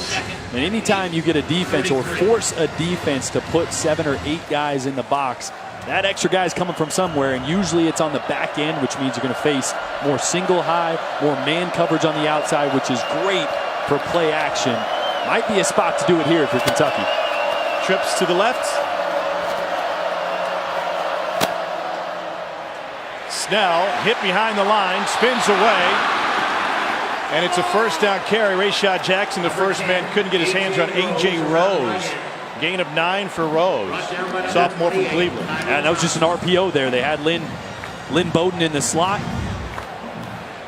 Terry Wilson's going to reach the ball out, see if anybody reacts. If no one does, he hands it off. And boy, there hasn't been a ton of really good-looking blocking outside of a few early drives for Kentucky. They've been solid. But man, these running backs, both Snell and Rose, are making plays happen after contact. 10th play of the drive. They've been heavy on the run. 8 runs, just 1 pass for the first 9. And on the flip fake, Terry Wilson's going to take it to the edge and in. Kentucky back in front on a 24-yard run by Terry Wilson. Kentucky Wildcat touchdown run. That right there makes Eddie Gran, the offensive coordinator for Kentucky, really happy. That's a great play design. It's off that same pitch that we saw earlier, nearly the turnover. Instead, they bring a lead blocker and go right through the C gap. That's a designed run. Set up off that play earlier in the drive where there was almost a turnover. That's great. That's great job by Eddie Gran there, the offensive coordinator. Miles Butler on for the point after. And he pulled it, but just snuck it in. Benny Snell has 121 yards, and now quarterback Terry Wilson is over the century mark. 9 carries, 107, and 1 touchdown to put Kentucky back in front of Florida as they look to end the skid.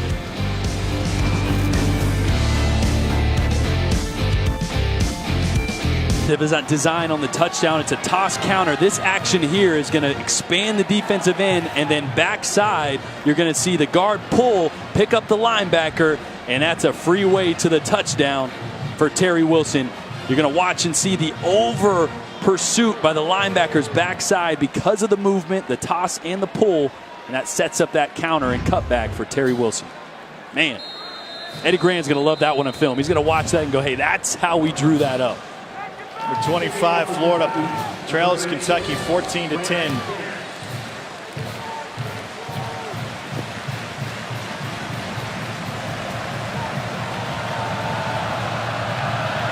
Second lead of the game for the Cats. Darius Lemons to receive for Kentucky. Decides to bring it out. He gets a key block and then a flag, and Lemons takes it past the 30 to the 31-yard line.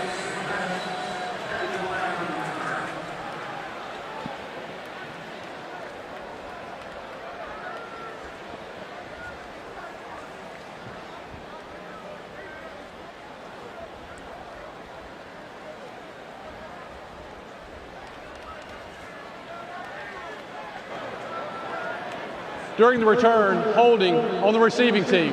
Penalty is 10 yards from the spot of the foul. First down.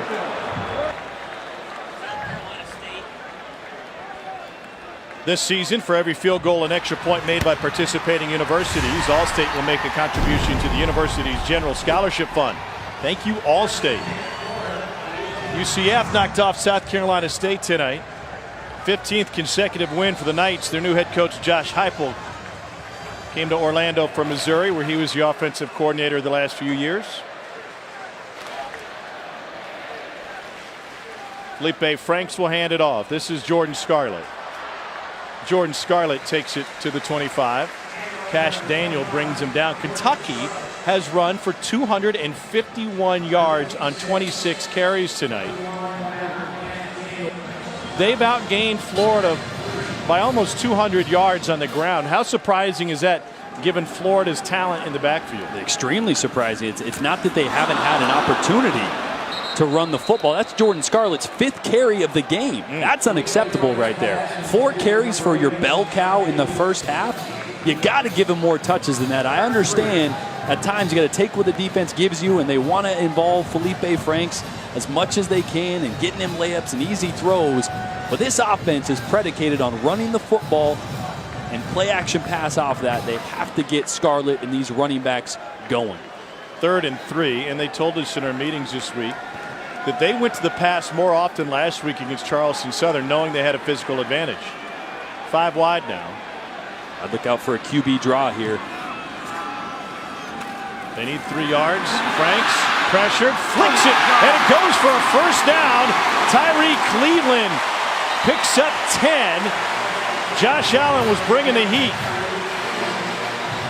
2nd or 3rd time we've seen Felipe Franks calm under pressure, climbing the pocket. Martez Ivey, the left tackle, gets beat here. Josh Allen is on the quarterback, but he steps up, makes Josh Allen turn that corner a little further, and finds Tyree Cleveland right over the ball. Tom, if he doesn't step up there, Josh Allen gets him. But it's those little movements in the pocket that make Allen's path to the quarterback a little longer, and that half a second to complete that pass. They're working on the right calf and the left of Josh Allen, who brought the pressure a moment ago. The active career sack leader in the SEC right now. Tom, they can't handle many more hits up front. Quentin Bohanna, starting nose guard, the 6'5", 340-pound sophomore, came out of halftime in street clothes, so he will be out the rest of this game. Tamir DeBose has been playing behind him on that Kentucky defensive line. Not a whole lot of depth up front for the Cats.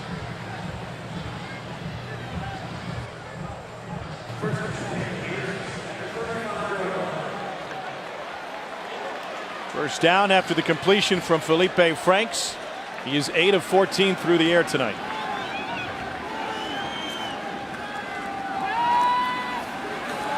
Franks throws on the run, incomplete. Through the hands of Jordan Scarlett. They try to go double move there. I'm really surprised we haven't seen more easy layup throws for Felipe Franks. One thing Dan Mullen emphasized week 1, gave him opportunities. He didn't pull the trigger. I figured we'd see a lot of hitches, curls, flats, a lot of easy throws and progressions for Felipe. Haven't seen a ton. They're trying to take shots on first down.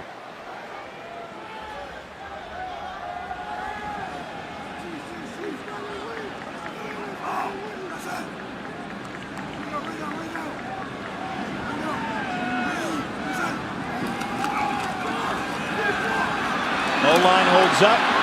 Franks dumps it to Scarlett. And Scarlett gets taken down by Mike Edwards. Great coverage there. Smart move by Felipe to dump it down, get something, make it a manageable 3rd down. And 3rd and 6 now? Yep. Check down goes from 3rd and 10 to 3rd and 6. Dan Mullen has pounded it into Felipe Franks' head. You can't go broke taking a profit. That's true.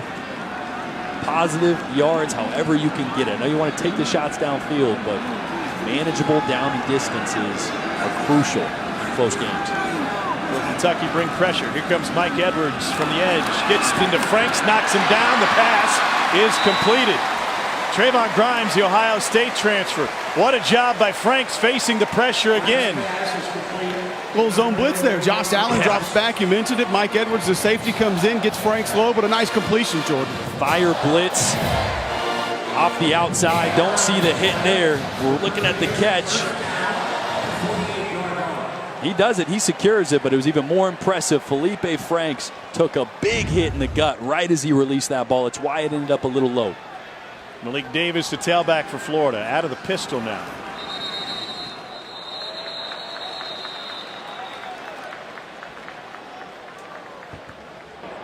Prior to the snap, false start, 73 on the offense. 5-yard penalty, first down. That's a senior from Apopka, Florida, left tackle Martez Ivey.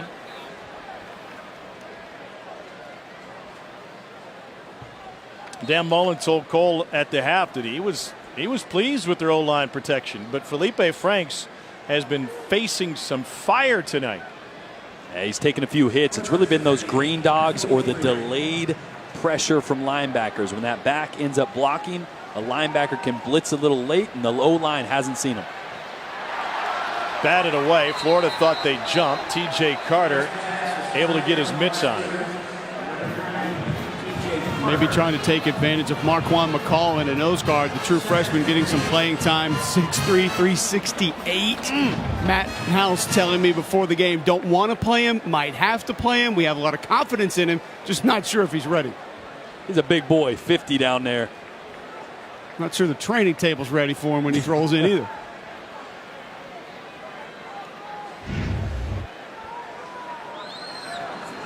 Second and 15 after the incompletion and the false start on the play before.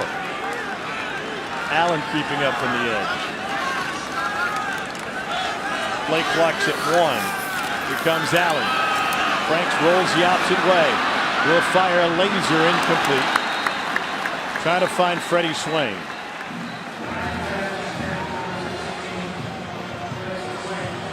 T.J. Carter lost his hat. 3rd and 15. That's a tough throw there, moving Felipe Franks to the left as a right-handed quarterback. It's always difficult to flip your hips quickly and drive a ball accurately 15, 20, 25 yards down the field, let alone great tight coverage by Kentucky.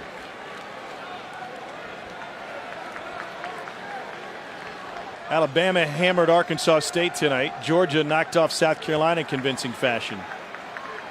41-17. 3rd and long for Franks.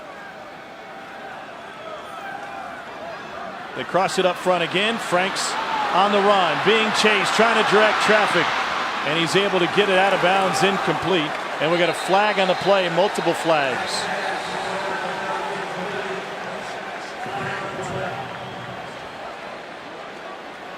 Mark Stoops furious. We've got 2 flags, one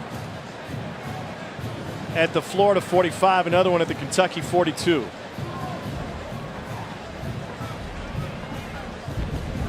David Smith and his crew will sort it out.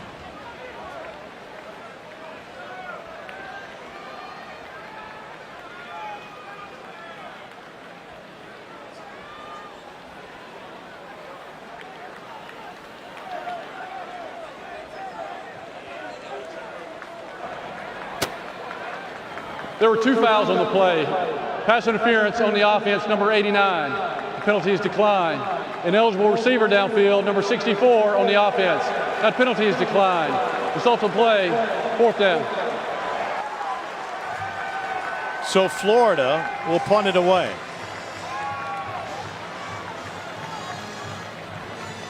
We've talked about the losing streak. It's been since 1986 that Kentucky has beaten Florida. It is since 1979 that Kentucky last won a game in this building. And there have been games where Florida has put up monster numbers offensively in this series here at the Swamp. Bouvier rushes up to take it at the 21-yard line. 36-yard punt. Cats will look to add to their lead, up 14-10 on Florida. Let's take you back November 15th, 1986. It was a cold afternoon in Lexington. Mark Higgs had 27 carries for 97 yards. The only touchdown, Carwell Gardner was able to sack Kerwin Bell. And with under a minute left, Ricky Nattiel fumbled. Kentucky recovered to ice the game. And the Cats snapped a 5-game losing streak to Kentucky to win 10-3. They haven't won since. But since that win, there's been a lot of Kentucky success. All-Americans, draft picks, SEC Player of the Year in Tim Couch. Well, they've had plenty of talent, enough to win. I'm talking, they've had good football teams. 2 eras come to mind. The Andre Woodson team, Randall Cobb, Jacob Tamming, Westwood Woodyard on defense. Really good ball club. And then obviously you got Tim Couch, #1 overall draft pick, throwing the football to Craig Yeast. You think about those 2 teams not being able to get a win against Florida, just mind-boggling. David Bouvier with a 14-yard reception. Kentucky's going to go tempo here. They'll replace Bouvier with C.J. Conrad, who has a couple of catches. I love the tempo here. Keep momentum going, keep positive plays, moving in the right direction. Florida might bring some pressure up top here.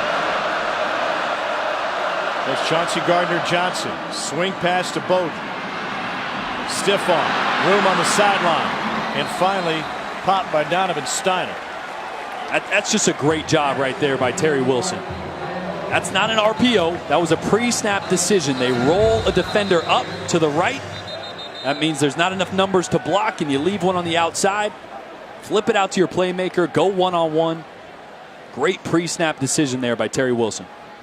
All you kids out there, if you're going to be passionate about something growing up, whatever you're going to be later in life, be as passionate as Jordan Rodgers is about RPOs, what is and what isn't an RPO. Yeah, you know what? That term gets thrown around so cavalier in this day and age. Just because you stick the ball in a running back's gut and you pull it and throw it. No.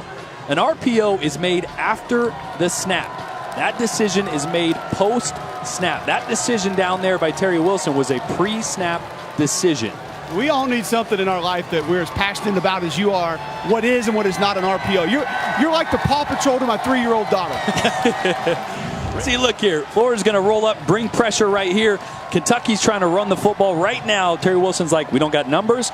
We got one-on-one out here in this area over there where I'm scribbling. Let's give it to my playmaker and let him go. Pre-snap decision is not an RPO. That's a built-in. This is a run play to the left with a built-in what we call key screen to the right, which means one guy and a blocker. And if you have numbers, make the game a 2-on-2 instead of running into a blitz. Florida will be down to its third-string middle linebacker. Rayshad Jackson will come off for at least a play. They're already without David Reese. He's still out with a leg injury. He did not play last week either. So James Houston had a big fumble recovery earlier this game. Is the next man up for Florida at that Mike position.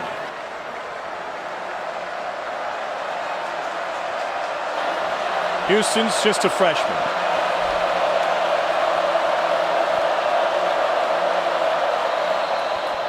They will try to hand it off, but there's a flag and movement up front for Kentucky. Cole, this plays. Ball start, 77, offense. 5-yard penalty, first down. This place gets so loud that Kentucky has had to change how they go with center quarterback communication out of the shotgun. Not sure that was the issue there, Tom, but you're right. You see Drake Jackson looking down between his legs to get the leg lift from Terry Wilson. Most teams in the gun nowadays, they use the clap. Remember talking to Lane Kiffin about this a few years ago? He told us the clap is louder than any stadium that you'll play in or anything you can verbalize. Obviously, this place is loud enough where the clap doesn't work. Wilson had to lift his leg twice before that flag a moment ago, and we've got multiple flags here as he goes down for a 2-yard loss. Where it gets tricky, Tom, is the timing. Defenses time your head lift. So you look down and they get a beat on that. So you have to be conscious of it and change up the timing of your snap from when you actually look up. And you'll see formation on the offense. 5 players in the backfield. The penalties decline. Second down. A loss of 2 officially. So second and long now for Kentucky. Terry Wilson, 8 of 13 through the air for 93 yards. He has rushed for 107 on only 9 carries. Isaiah Epps is the man in motion. Conrad's got a shift. Kentucky looks a little bit lost, maybe a lot lost.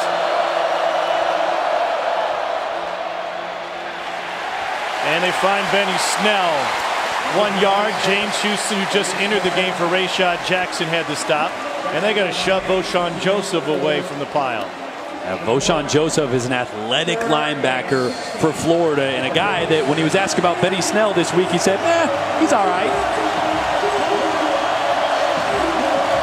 Benny Snell's more than all right. But listen to this crowd on a 3rd and long.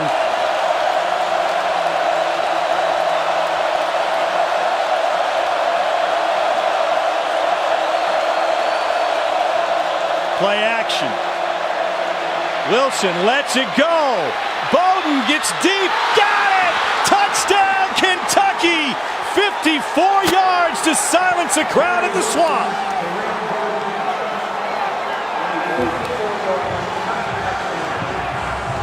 You might never hear a stadium get that loud and that quiet that quickly.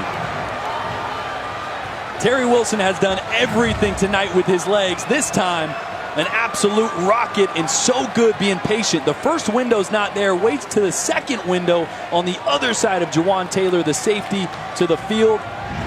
There's not many guys that have the arm strength to wait for a second window on a post route. That drive started at Kentucky's own 17-yard line. 5 plays, they cover 78 yards. They convert another third down. They are 8 of 9 on third down tonight. Averaging 9.5 yards a play after that strike to Bowden. Can they do it?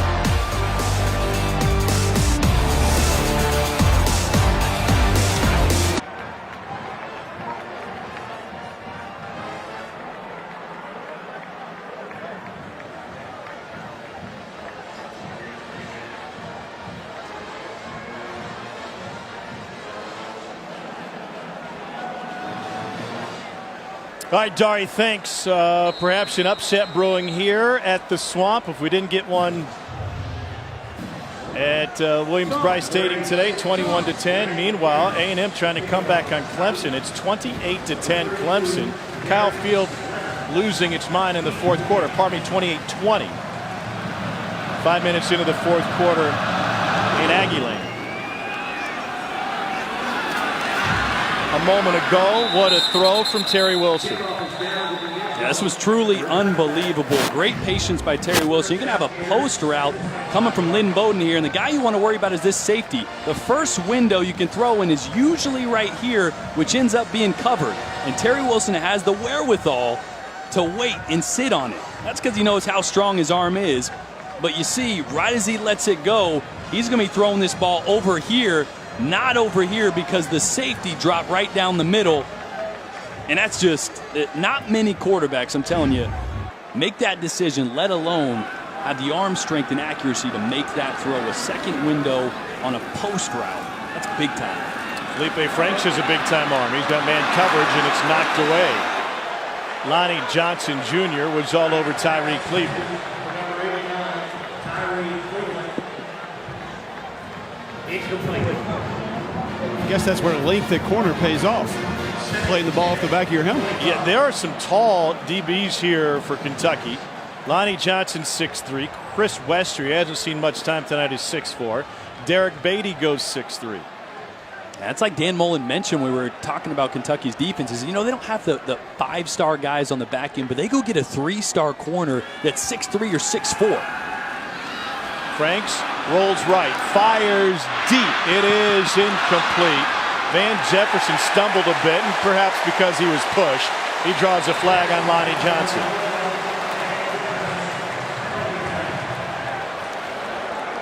Guys, I'm watching Mark Stoops right here on the sideline. He's giving the referee everything he's got. Not happy about this call. These are the mistakes you can't Pass have. interference on the defense, number 6.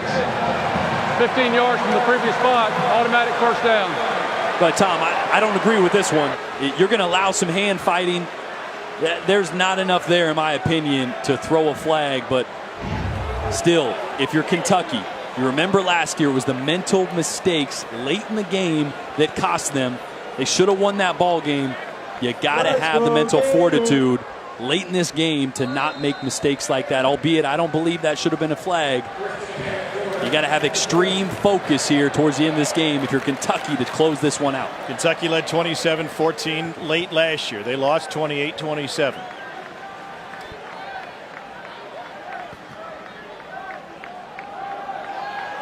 Franks again wants to go deep. That one was out of bounds.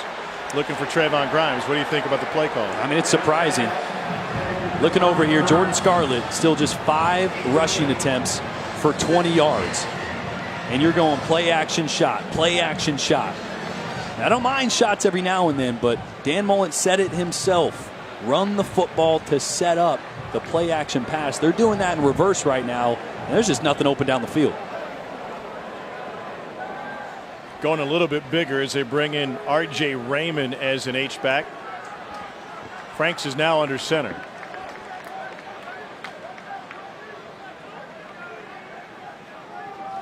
And they'll hand it off on 2nd and 10. Scarlett ducks in and pops out, and he gets brought down by the face mask, and that's an easy flag for the line judge. Chris Westry had a terrible penalty last week against Central Michigan, ejected for targeting in the second quarter. Personal foul, face mask, number 21 on the defense.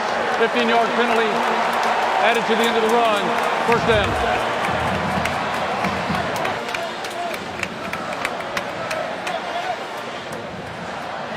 Again, mental focus. That's not a physical mistake there. That's something you got to know when you're tackling. You cannot have your hands up around the helmet of the running back.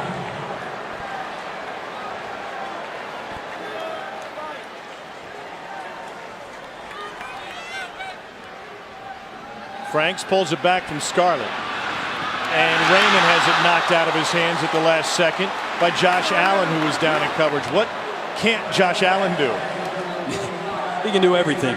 6'5", 260. Not only is he catching the attention of NFL scouts because of how he can rush the quarterback, but it's things like this. He's in great coverage, turns his head like a DB. The only ball that could have beat him was a back shoulder. But even as a coverage guy, you know, R.J. Raymond, he's a fullback tight end. He's not gonna be the guy that's running one direction and snagging a back shoulder. So great coverage by Josh Allen. Second down, 10. Here comes a blitz. Franks kicks it to the outside. Kadarius Toney. He is electric. And he's able to gain extra yardage with a stiff arm of Lonnie Johnson. It goes for 19. Toney was suspended last week, one of 7 Florida players who didn't see action because of suspension. And he can be an impact player for him. And I'm surprised it took this long to say Kadarius Toney's name. He's as dynamic of a playmaker that Florida has, and you're going to see him taking the direct snap here. Can't quite find the edge. He can do a lot of things with the ball in his hand. He was a high school quarterback. We were talking with Juwan Taylor, and he was telling us about Kadarius Toney. He said, I was already at Florida and watching a playoff game. Toney was playing my old high school team. He scored 7 touchdowns on his own, and the only reason we won the game is because he had to come out after his shoes came untied, and the backup QB threw a pick 6. He's a special athlete. He'll go wildcat. They'll throw the ball with him. Jet sweep. Just haven't found a way to get him the ball tonight. Maybe one of the reasons we haven't seen this Florida offense hitting on all cylinders. Let's take a look at the road to the championship, brought to you by Mercedes-Benz. And we go to Columbia, South Carolina for action earlier today.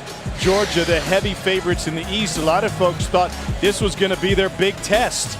Well, they went on the road and they took care of South Carolina 41-17. 271 rushing yards. Jake Fromm was 15 of 18 for a $196. Jake Bentley threw 2 picks, including a pick 6. Elsewhere in the league, Nick Fitzgerald back to action. Mississippi State rolls in the Little Apple. Alabama had no issues. It looks like Jalen Hurts won't redshirt after all. He played a lot in that game against Arkansas State. And A&M is only down 8 in the fourth quarter at Kyle Field. How about that?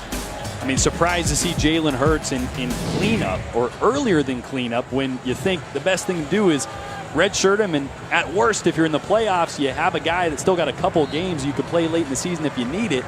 But, man, that last game that's going on right now, Clemson, Texas A&M, how about that? 28-20, 6 minutes left in the fourth quarter. A&M punting it away. 2nd and 8 for Felipe Franks.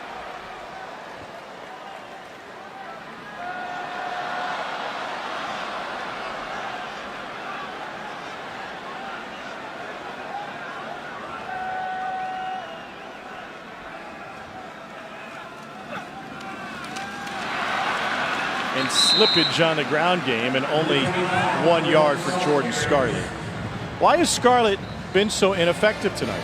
Well, they just haven't given him enough touches for starters. Only 7 touches in this entire game. He's got to get more than that. He's your bell cow. He's your best running back. Got to get him more involved, even if it's just to set up the pass. But there hasn't been a ton of push.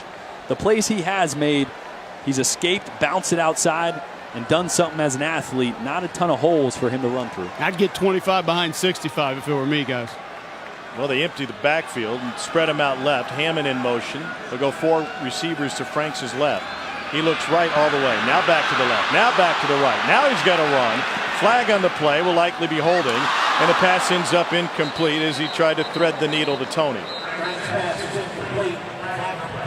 Well, you can see they want to put Tony in one-on-one situations to get him the ball, but he was well covered at the outset. Holding, number 65 on the offense. Penalty is declined. 4th down. That's right tackle Juwan Taylor. 24th consecutive start tonight. Thought he played best among that offensive line last week. I know it's a brutal holding call there on 3rd down, but thought Juwan Taylor was phenomenal in the opener for the Florida Gators. And working against Calvin Taylor here. He's in good position. His right hand, gets on top, and then as Taylor tries to escape, his left hand hooks him around the waist. 36-yard attempt for Evan McPherson, the freshman. Tommy Townsend, the punter, is the holder. The right hash, it will curl in. No, they say it was wide. Boy, it certainly looked like it came back in over the right upright. That will end a streak for Florida, where they had made 20 consecutive field goals.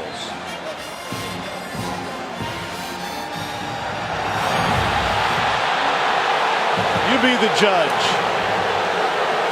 When it goes over the post, it has to be clearly to the inside of the upright to be good. This is the shot right here. Can't really tell at what point it's crossing the threshold of the crossbar, but that was close. And it is not reviewable. A few years ago in this series, Florida caught a break when a play clock seemingly read zeros. And now Dan Mullen thinking it's Kentucky that caught a break in this one. Here's Benny Snell.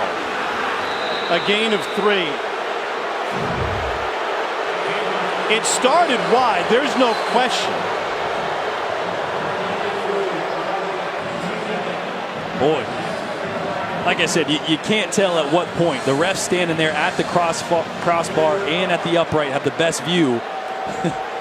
I mean, as an armchair quarterback sitting here, it looks close. It's got to be clearly inside the upright to be good when it is above the upright. That's it'll make the Florida fans feel any better. 2nd and 6.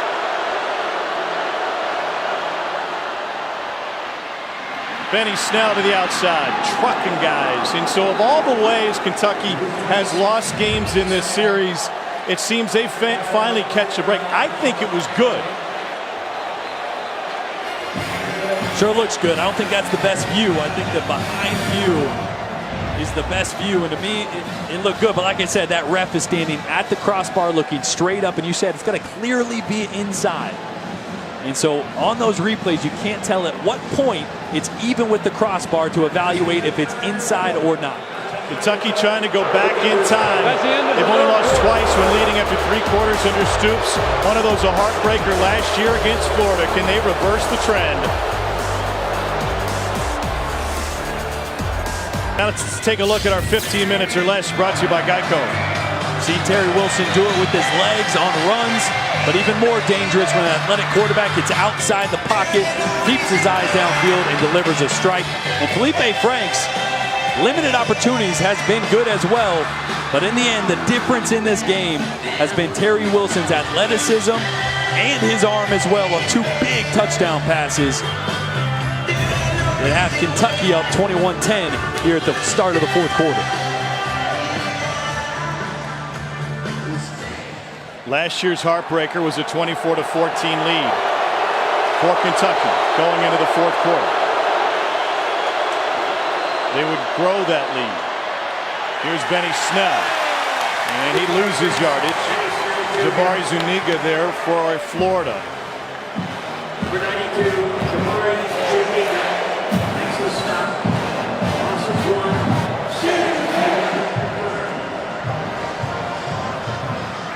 In the Commonwealth, when it comes to this series, they haven't been all happy and bright since 1986. Certainly not merry. 2nd and 11.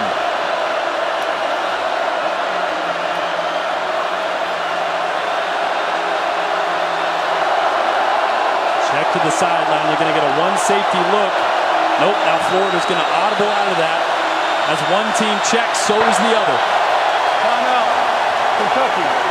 They're first. Eddie Grant talking it over with Mark Stoops.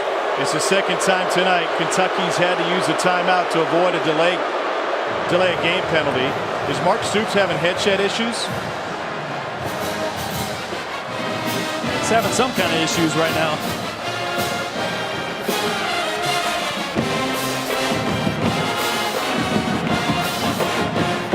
So how long has it been?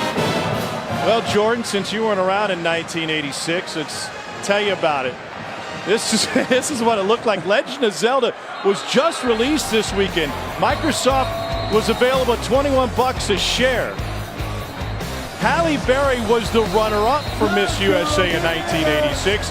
Mike Tyson was on his way to becoming the youngest heavyweight champion in history.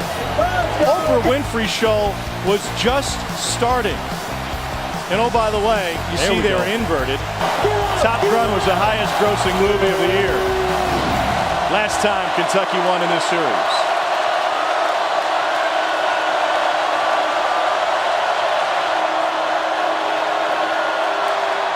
Here's Snell on 2nd and 11 and a flag down.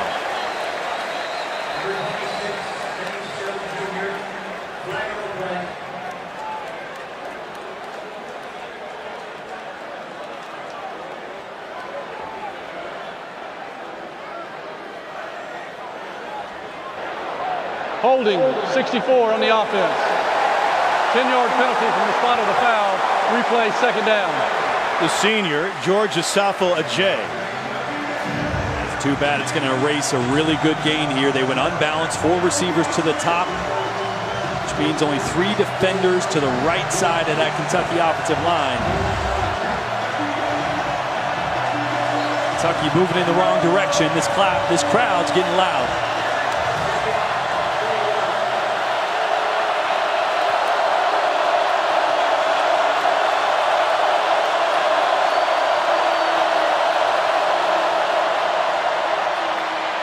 Benny Snell dances his way. Gain of 7. This is the first SEC start for junior college transfer Terry Wilson. How do you think he's handled this environment tonight?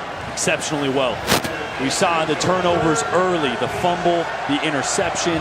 Those things are going to happen. Physical mistakes are going to happen, but mentally he's made the right reads. He's used his legs, done some special things tonight. We're going to need a little bit more of that magic here on 3rd and 13. There will not be much communicating at the line of scrimmage here, fellas.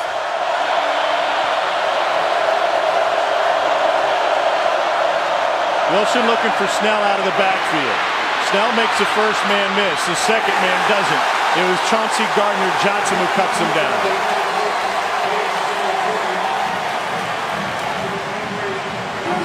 It'll bring up 4th down for Kentucky, leading by 11. Dramatic moment at Kyle Field. Texas A&M fumbled moments ago. They trailed Clemson by 8. It was ruled a touchback, and Jimbo Fisher's losing his mind.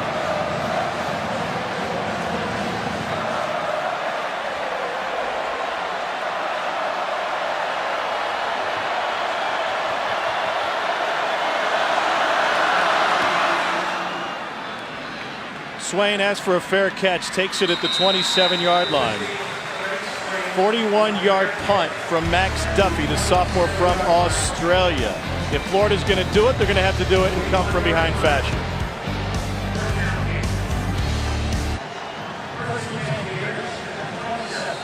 All right, Dari, thanks. We watched that play about 15 times a moment ago, and it looked like it did not go over the pylon. Yeah. Should have been out where the fumble was in A&M possession. Especially that pylon cam right down the line. Sure looked like it was out of bounds before. Malik Davis is in at running back for Florida. He'll get the carry on 1st down. And Davis is able to power his way for a gain of 10.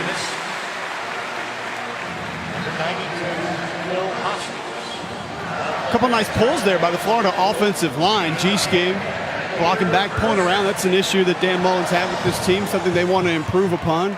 Finally get it going there late here in the 4th quarter. Florida has run 47 plays tonight. They've thrown it more than they've run it. 22 runs, 25 passes.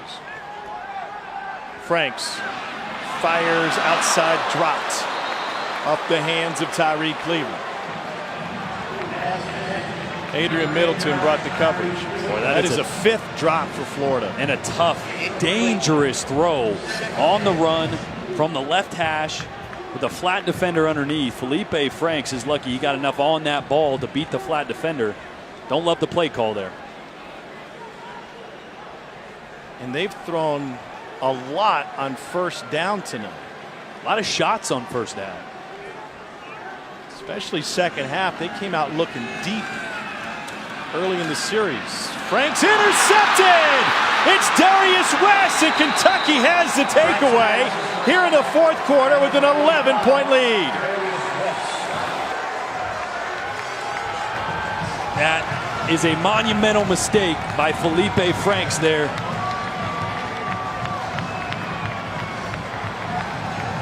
This is a nice, easy concept on the left side here. It's going to be smashed. You're going to have a corner route and a hitch on the outside. You're really just high-low read on the corner, but this ball has to be out.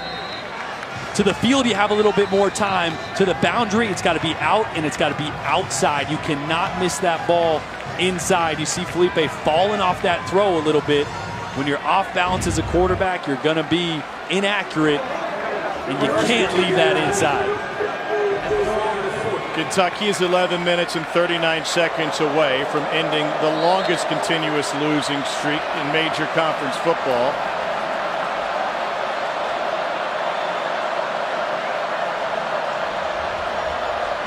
They've lost 31 in a row to Florida. Wilson swings it to the outside, Lynn Bowden. And Bowden gets gang tackled for no gain. Lynn Bowden.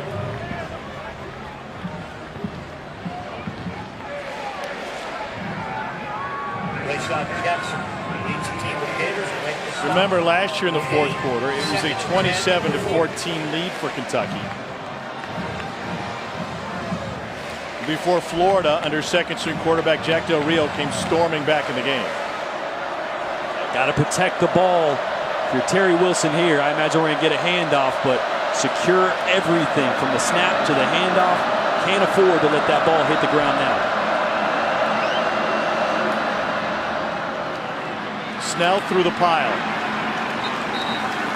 8 yards for last year's SEC leading rusher. How patient is Benny Snell? I mean, presses the line of scrimmage, Jordan, and he never finishes a run with his shoulder pads facing towards the sideline. Not one time. They're always facing towards the end zone, every single play. And sometimes when he hits that hole, Cole, it's almost like he's going slow motion, but it's that patience, right? He's waiting for blocks to get set up. It's a true sign of a veteran running back that knows how to read and set things up. Timeout. Florida. They're first. Kentucky looking to add to its lead. 3rd and 2 when we return you to the Swamp. SEC Saturday Night is presented by Holiday Inn Express. Be the readiest.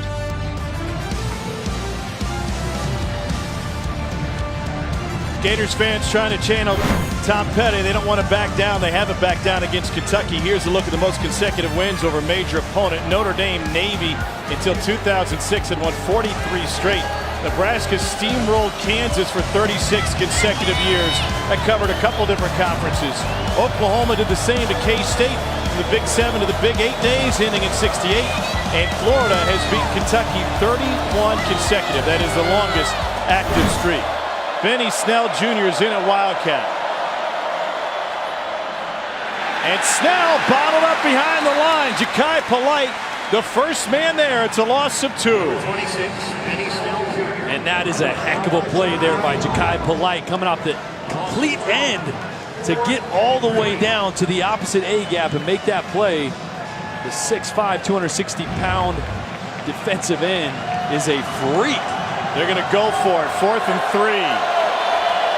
They've got a good kicker, but they lost their all-time leading scorer at that position. Florida's showing pressure.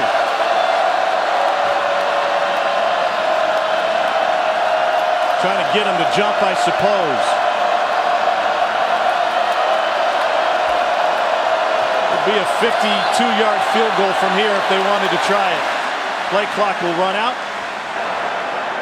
Delay of game on the offense, number 3. 5-yard penalty, 4th down. Kentucky would punt it away.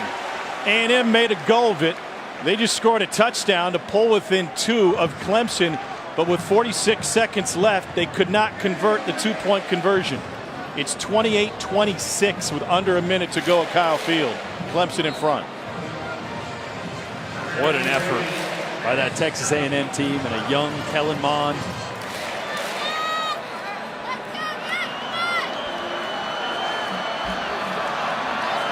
Next Duffy will try to pin the Gators back.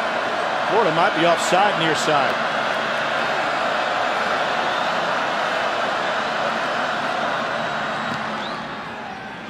Duffy hangs it up. It'll come down inside the 5. And they get it at the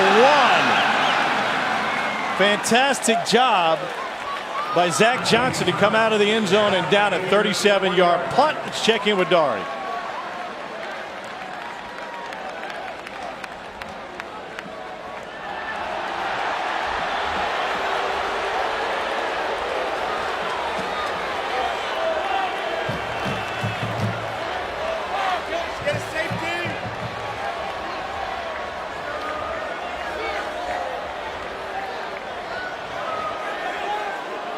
All right, Dari, thank you. Clock running there, and A&M out of timeouts. What an effort by Jimbo Fisher's team. Long way to go for Felipe Franks in Florida. He's operating from his own end zone. Felipe Franks originally committed to LSU. But when the coaching situation came into question with Les Miles, he decided to reopen his recruitment. Please reset the game clock to 8 minutes, 41 seconds. 8, 4, 1. He was so dialed into LSU that his mother was driving him there every weekend. She's racked up about 160,000 miles on her Toyota Prius. He said it's roomier than you might think. But after all that, he decided, you know what? Coaching question marks with LSU, I'm going to go straight to Florida. Part-time starter last year, named the starter this season ahead of Kyle Trask. From the end zone, comes to check over the middle. That's good for a Florida first down and Freddie Swain. That's just a great job by Felipe Franks. I asked him about what his favorite route to throw was. He said a deep ball. I said, okay, what's your least favorite? What do you need to work on? He says that route right there, the dagger route, the deep dig. Patient job looking front side, coming back to your third read there for a wide open game.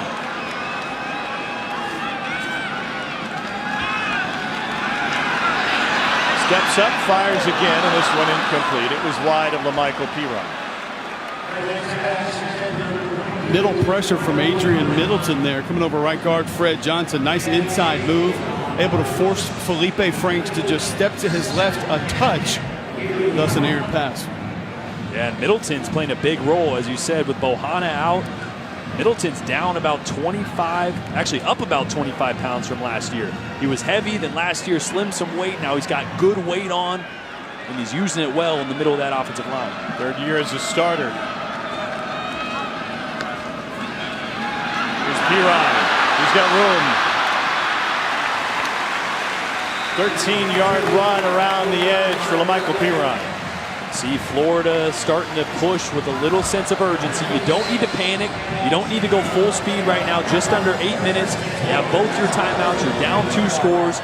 You need to push some urgency, but don't panic. And still run, still take what the defense gives you. Franks fires a bullet, nearly picked up and through the hands of Mike Edwards. Missed opportunity for Kentucky.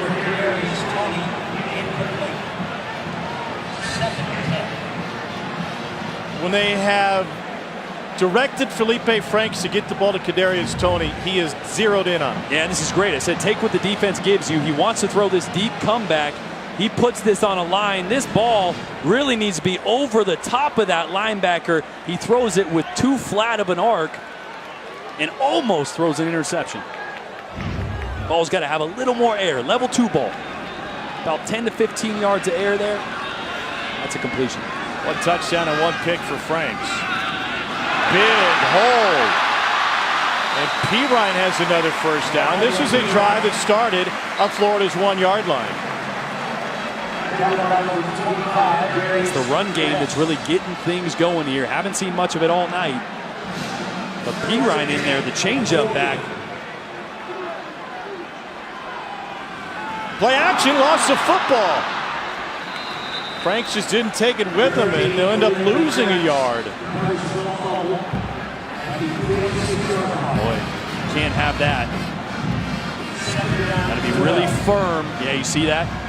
Franks is trying to flip for the laces as he's doing a play action. So as he's sticking the ball in the running back's gut, he's trying to flip for the laces. You got to secure the fake, and then you can find the laces afterwards.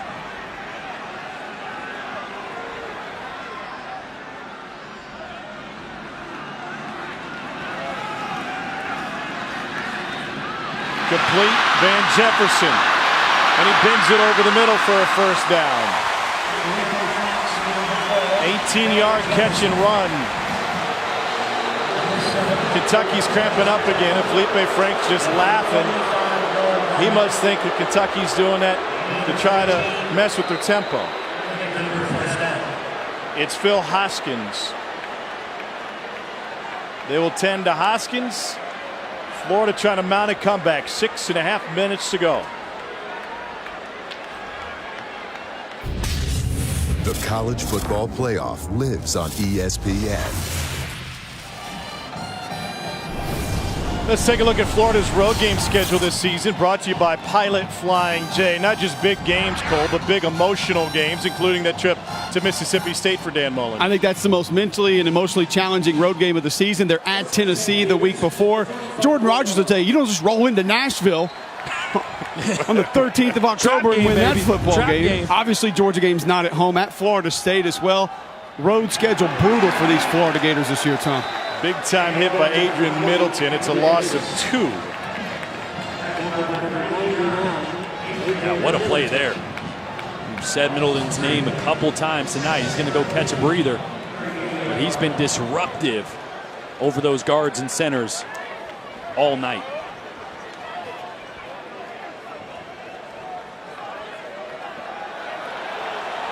Second and 13.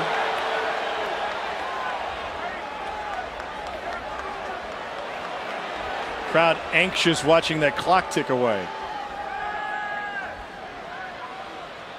Incomplete. Flag down.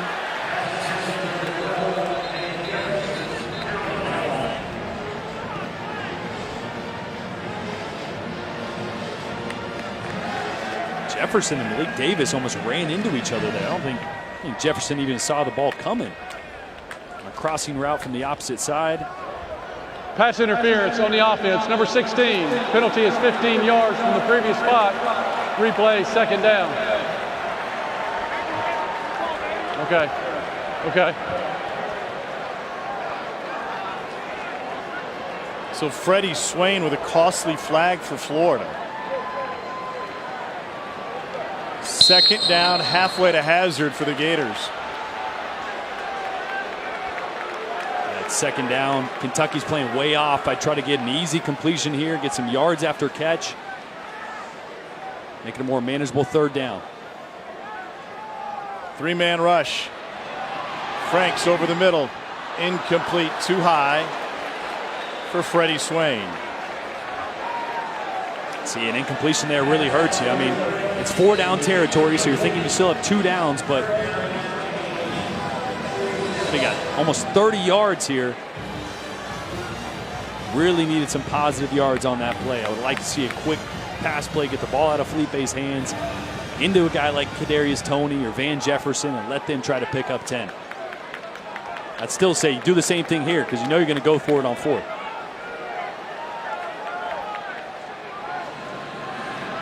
And/or get yourself in a manageable field goal range. You need about 15 yards here.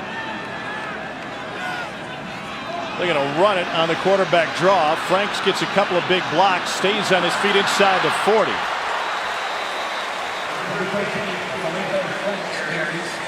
19-yard run by Franks. How about that play call? That's great. I was looking at the 35-yard line thinking you got to get inside that if you're going to even think about kicking a field goal. As a quarterback right here, you're top hash number sidelines. All right, get upfield, get vertical, keep working towards the sideline. It's a great job by Felipe Franks to get his team in striking range. Well, they have a freshman kicker with a big leg. Evan McPherson set the Alabama state record for a field goal without a tee when he knocked through a 60-yarder for Fort Payne High School. McPherson originally committed to Dan Mullen at Mississippi State. Changed that when Mullen came here. Next Saturday, 10 a.m. Eastern, 9 Central, the SEC Nation traveling pregame show with Laura, Marcus, Paul, Tim, and Lauren will be in Oxford. #1 Alabama and Ole Miss. They'll break down everything from the gridiron to the grill for week 3 of the season. SEC Nation presented by Johnsonville, right here on the SEC Network. Also streaming live on the ESPN app. Tim Tebow was at practice on Thursday. He was here to spend some time in the quarterback room with Felipe Franks and talk to him about blocking out all the outside noise. If Florida does not come back and win this game, there's going to be even more noise for Felipe Franks in this program. Yeah, turn those notifications off on Twitter. You got to put blinders on as a quarterback in the SEC. You can't let that stuff get to you. It's not easy, but you got to be confident enough in yourself. And Dan Mullen here, confident in his quarterback on 4th down and 8, passing on a field goal and going for it. Would have been about a 50-yard attempt. And Mullen told us last week that McPherson has a good enough leg for 52 or 55. They'll need 2 scores anyway.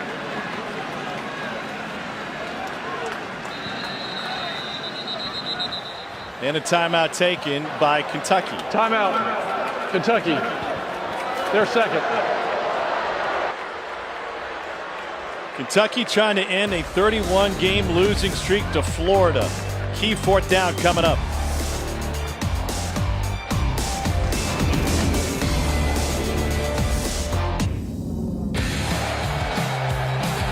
Incredible crowd, and it didn't bother Florida. It bothered Kentucky.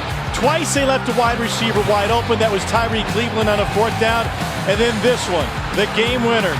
With 46 seconds left, Luke Del Rio found Freddie Swain. A key holding penalty backed Kentucky up. And Austin McGinnis, their all-time leading scorer, came up short on a 56-yarder. They have lost in this series in every way imaginable. And now they're facing Florida in a 4th and 7. Josh Allen on Martez Ivy here. Keep an eye on that. They're going to throw it. They might not have a lot of time. They dump it underneath. It's good for a 1st down. And LaMichael Pirine. And Pirine's got it inside the 15. Florida able to convert the 4th down into pushing and shoving afterwards. A great job. Josh Allen does bring a little pressure here. And instead of chipping on him, as you think that Pirine would be there for that reason, he slips out. Linebackers don't get there in time. It's a great design. Because if you're Kentucky, you're thinking that back's there to help on Josh Allen, and he just slips free. Kentucky runs a man off late. Under 5 minutes to go. Franks wants to throw. End zone shot. Incomplete. Almost intercepted. Once again, he found the wrong jersey. Yeah, they love this one-on-one matchup in the red zone with Van Jefferson. But Felipe's just been off. That's not a good ball. Your only shot here is back shoulder. You want it up on the ear hole towards the sideline. He's been a little off on every throw these past few drives. 13th play of the drive that started all the way back at the 1-yard line. Tell you what, QB draw here. Just 4 guys in the box for Kentucky right now and 5 offensive linemen. They're going to look to the sideline, and Dan Mullen's going to give them a play. They did it on a key 3rd down earlier. Play clock is at 1. Franks on the draw through traffic, gets cut down and is able to find 3, but that's it. TJ Carter there for the stop for Kentucky. And still, if you're Felipe Franks, it's 3rd and 7, but don't think 7. Think 4 or 5 at worst, right? You know you're going in 2-down range here. And unless you're going to do a chip shot here, but Dan Mullen looks like he's pushing his chips onto the table, and he wants 7 here.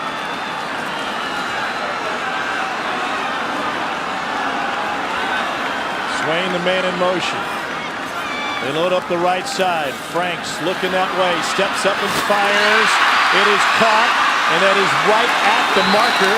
It's Swain, and we'll see if they give him the spot. They do. First and goal, Florida. 3:58 and counting. Florida's going quick now. Kentucky's subbing. This is what got him in trouble last year at Commonwealth.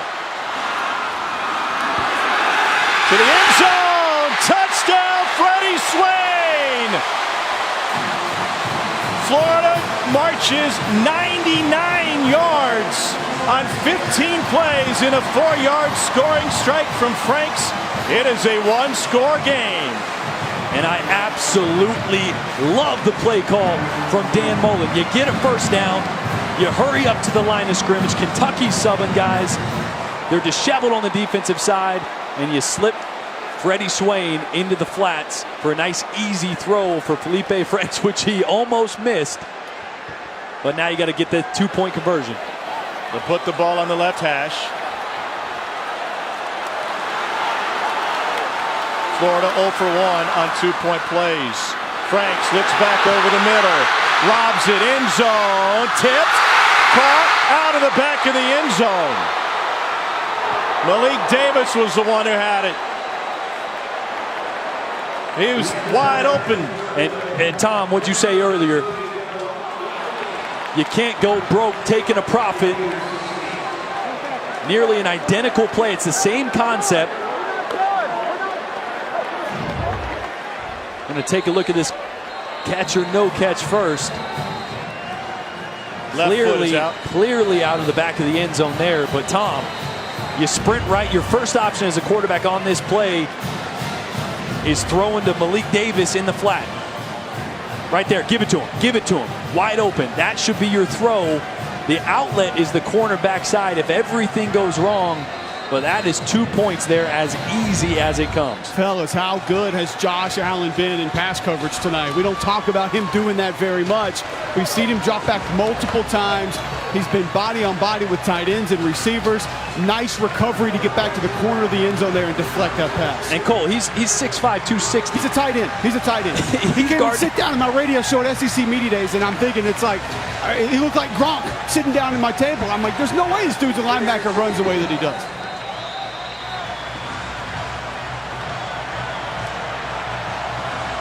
Florida kicks it away. Nobody back to receive it. And it'll be a touchback. So let's take you first to the touchdown.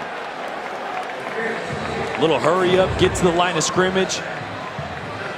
Play action front side there, and you leak Freddie Swain. He made a great catch on the first down on a throw behind him. And another throw at his heels for the touchdown. And this is, you just don't have a chance here. That's your outlet if everything goes wrong. Great coverage, as we mentioned, by Josh Allen, a defensive end out there on a receiver or on a tight end. But you had the flat route for a 2-point conversion, as easy as it comes. Kentucky wants to run the clock. They'll do it with Benny Snell. And Snell gets taken down by Rayshad Jackson after a gain of 2.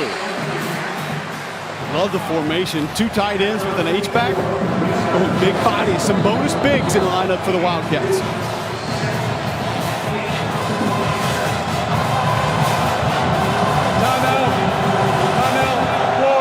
Florida uses a timeout. They left like, what, 10 seconds on the table? I think they're going to put it back on. Mullen's talking to the ref right now. Yep, 3:29 will be the time remaining as he adjusts the clock. Thank you. 2nd and 7 now for Benny Snell, Kentucky. How about the job by Felipe Franks to go 99 yards to make it a 1-score game? Yeah, I mean, for a guy that struggled most of this game with accuracy issues, threw an interception on a really bad ball, to gather yourself, to not panic, to not go into the dumps mentally as a quarterback, to say, you know what, I can still do this. Really good job. Still not accurate, but really good job getting the ball to his guys when he needs to. How hard is it to be effective when you're not throwing the ball well? And he's not. Even on these plays where they've scored or made big plays, the ball has been inaccurate, but the fortitude and confidence to keep coming back and making those throws, that goes a long way if you're Florida to see Felipe Franks doing that. We'll see if Felipe Franks gets another chance. Flags on the play coming out of the timeout. 12 men on the field for Florida. Out of a timeout. Inexcusable. Jeez. Illegal substitution, 12 players on defense. Penalty is 5 yards from the previous spot. Second down. That is that. I mean, what are they? 2nd and 2? Yes, 2nd and 7 to 2nd and 2. It changes everything for a team just wanting to run the clock. Can't have that. You said it. Out of a timeout. Cannot have personnel issues.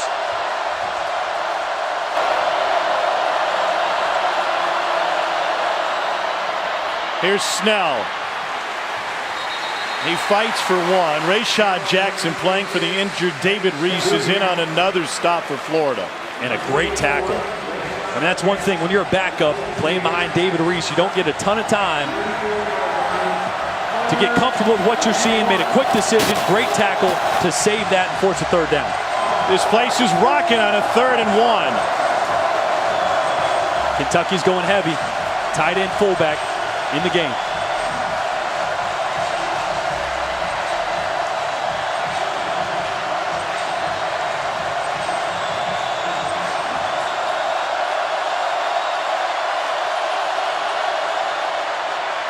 Benny Snell to the outside. Big block on the edge. And Snell takes it for a Kentucky first down. Bunchy Stallings was a road grader, Cole Kublik. Wonderful block, wonderful hook, pulling around. But Tom, I tell you this, as an offensive lineman, you have to love a running back who presses the line of scrimmage. Benny Snell presses the line of scrimmage on every play, makes such a late cut and a beautiful cut, and then gets north and south near the sideline. Excellent job by the Kentucky O-line and obviously Benny Snell. And a full slab from Bunchy Stallings with a flat back to lead the way for Benny Snell. Give me that slab, Jordan Rogers. Oh, it was given. Benny Snell will take the direct snap. Kentucky trying to end the longest consecutive losing streak in major college football. They haven't beaten Florida since 1986. Cole Kublik had hair. Timeout, Florida. Their 3rd and final timeout of the half. The streak is 31 this will consecutive be a 30-second games. timeout. Please reset the game clock to 2 minutes, 4 seconds. 2:04. Kentucky hasn't won here in Gainesville since 1979. Thank you. They got torched by Warfel and Doring. Chris Leak had a major comeback. They lost in triple overtime. There have been all sorts of wins for Florida in this series, and Mark Stoops thought they had ripped the monkey off the back last year. They're denied with 43 seconds left. We're on the flight on the way home out of Lexington the next day, and a woman sitting right behind me tapped me on the shoulder. She said, "I've been coming to these games for 30 years. I'm never coming back." I want to call her, sell her some tickets now if they can finish this one off. And not completely over yet. Kentucky still needs a first down. If Florida stops them here twice, could still have around 30 seconds or so. But you would probably need to go the length of the field in that case. But you got to get stops here first.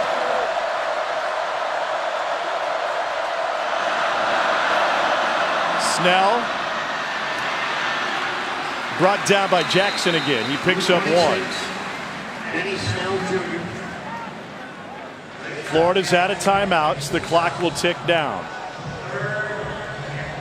And for an inexperienced quarterback here with Terry Wilson, got to let all the seconds come off the clock. So walk to the line of scrimmage, get your eyes on that play clock, and do not snap the ball. Mind you, Benny Snell, the veteran, is going to be back there.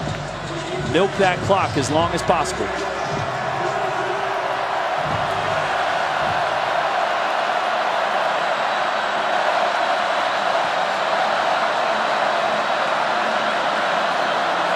On 3rd and 7.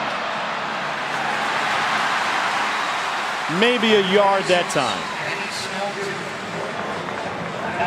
So Florida will get another crack at it with about 40 seconds left, maybe less. And I bet Kentucky takes a delay of game here. Back yourself up 5 yards. Give a little more cushion to try to pin Florida back inside the 10 or inside the 5. It was a fantastic punt from Max Duffy last time. He's from Perth, Australia. When he showed up in Lexington this summer, he had never before put on football pads or a helmet. They had to walk him through that. They had to teach him how to wear the equipment. And now he's trying to pin Florida deep. The Aussie will send a bouncer inside the 20. It's lost and then recovered. Freddie Swain had to go right through the wickets. It'll be a long field for Florida. 29 seconds left, 95 yards to go. Trying to make a play, can't blame him, but got to get the ball first.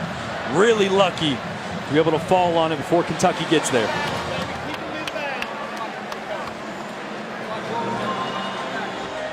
All right, if you're Florida and Felipe Franks now, you got to use the sidelines. Only 29 seconds left, 0 timeouts.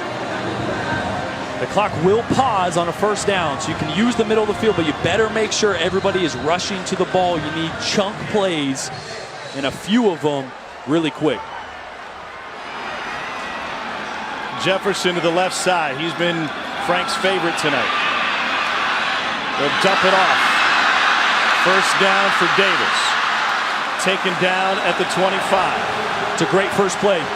Got to get positive yards, get things going the right direction. They better hurry to get this snap off. Clock is running. It's at 16. Kadarius Toney outside on the right for Franks. Pressure. Flicks it. It'll go incomplete with 9 seconds left. You have time for 2 or just 1? Boy, I mean, you only got time for 2 if it's about 15 yards, 20 yards maybe on the sideline. And then hopefully get yourself in a situation where Felipe can reach the end zone with about a 65, 70-yard throw. Kentucky fans have chewed their nails to the quick. They've suffered heartbreak time and again in this series. They're 9 seconds away from flushing all those bad thoughts.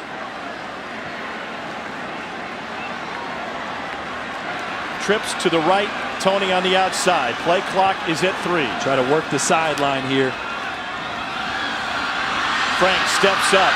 Hit as he throws. It falls incomplete, and they catch a break.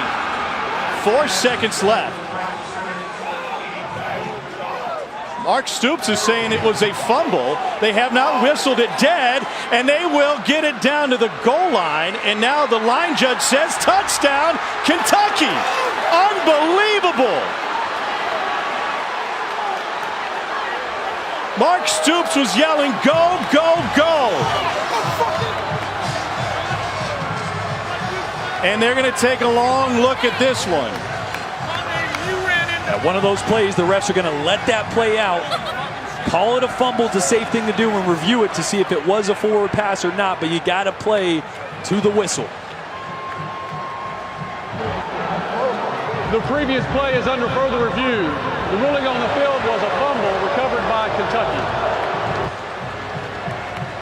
Josh Allen hit him. Very rarely do you see a ball come out of a quarterback's hands forward ruled a fumble. Yeah, and they'll have a good view on this to see if that ball was moving at all. What you're looking for is to see if the ball was moving before the arm starts to come forward. You can see Felipe stepping up in the pockets here. It was Josh Allen that hit it. We need a closer look than that. Devontae Robinson ended up with it. He almost gave up on the play, but almost tossed it to the ref. And he had a chance to be taken down by Tyler Jordan or have the ball stolen, and then his extra effort got him over the plane. I think that's a fumble, fellas. Here's a better look. Yes, oh, yeah. Ball was out. And what a way for Kentucky if the call stands to end this streak with perhaps the most unbelievable play in this series.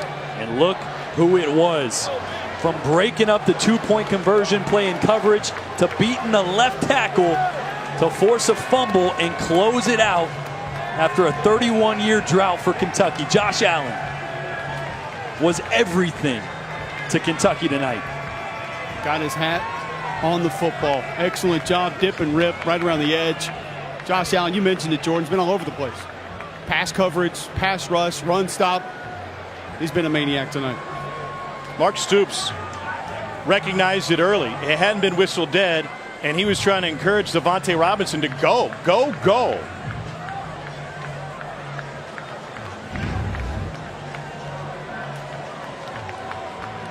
Ron Leatherwood is the replay official. David Smith, the referee.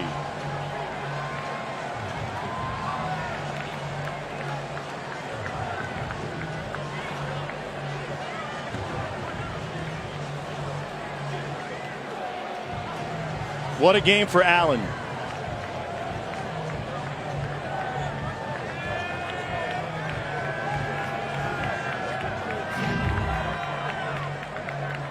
See it here again. That big loop. Felipe Frank's got a big arm, but he does loop the ball in his takeaway.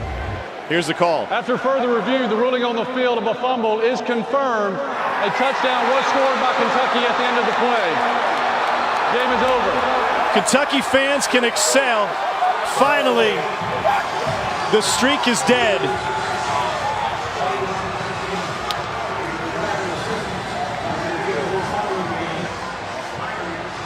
(27-16) is the final.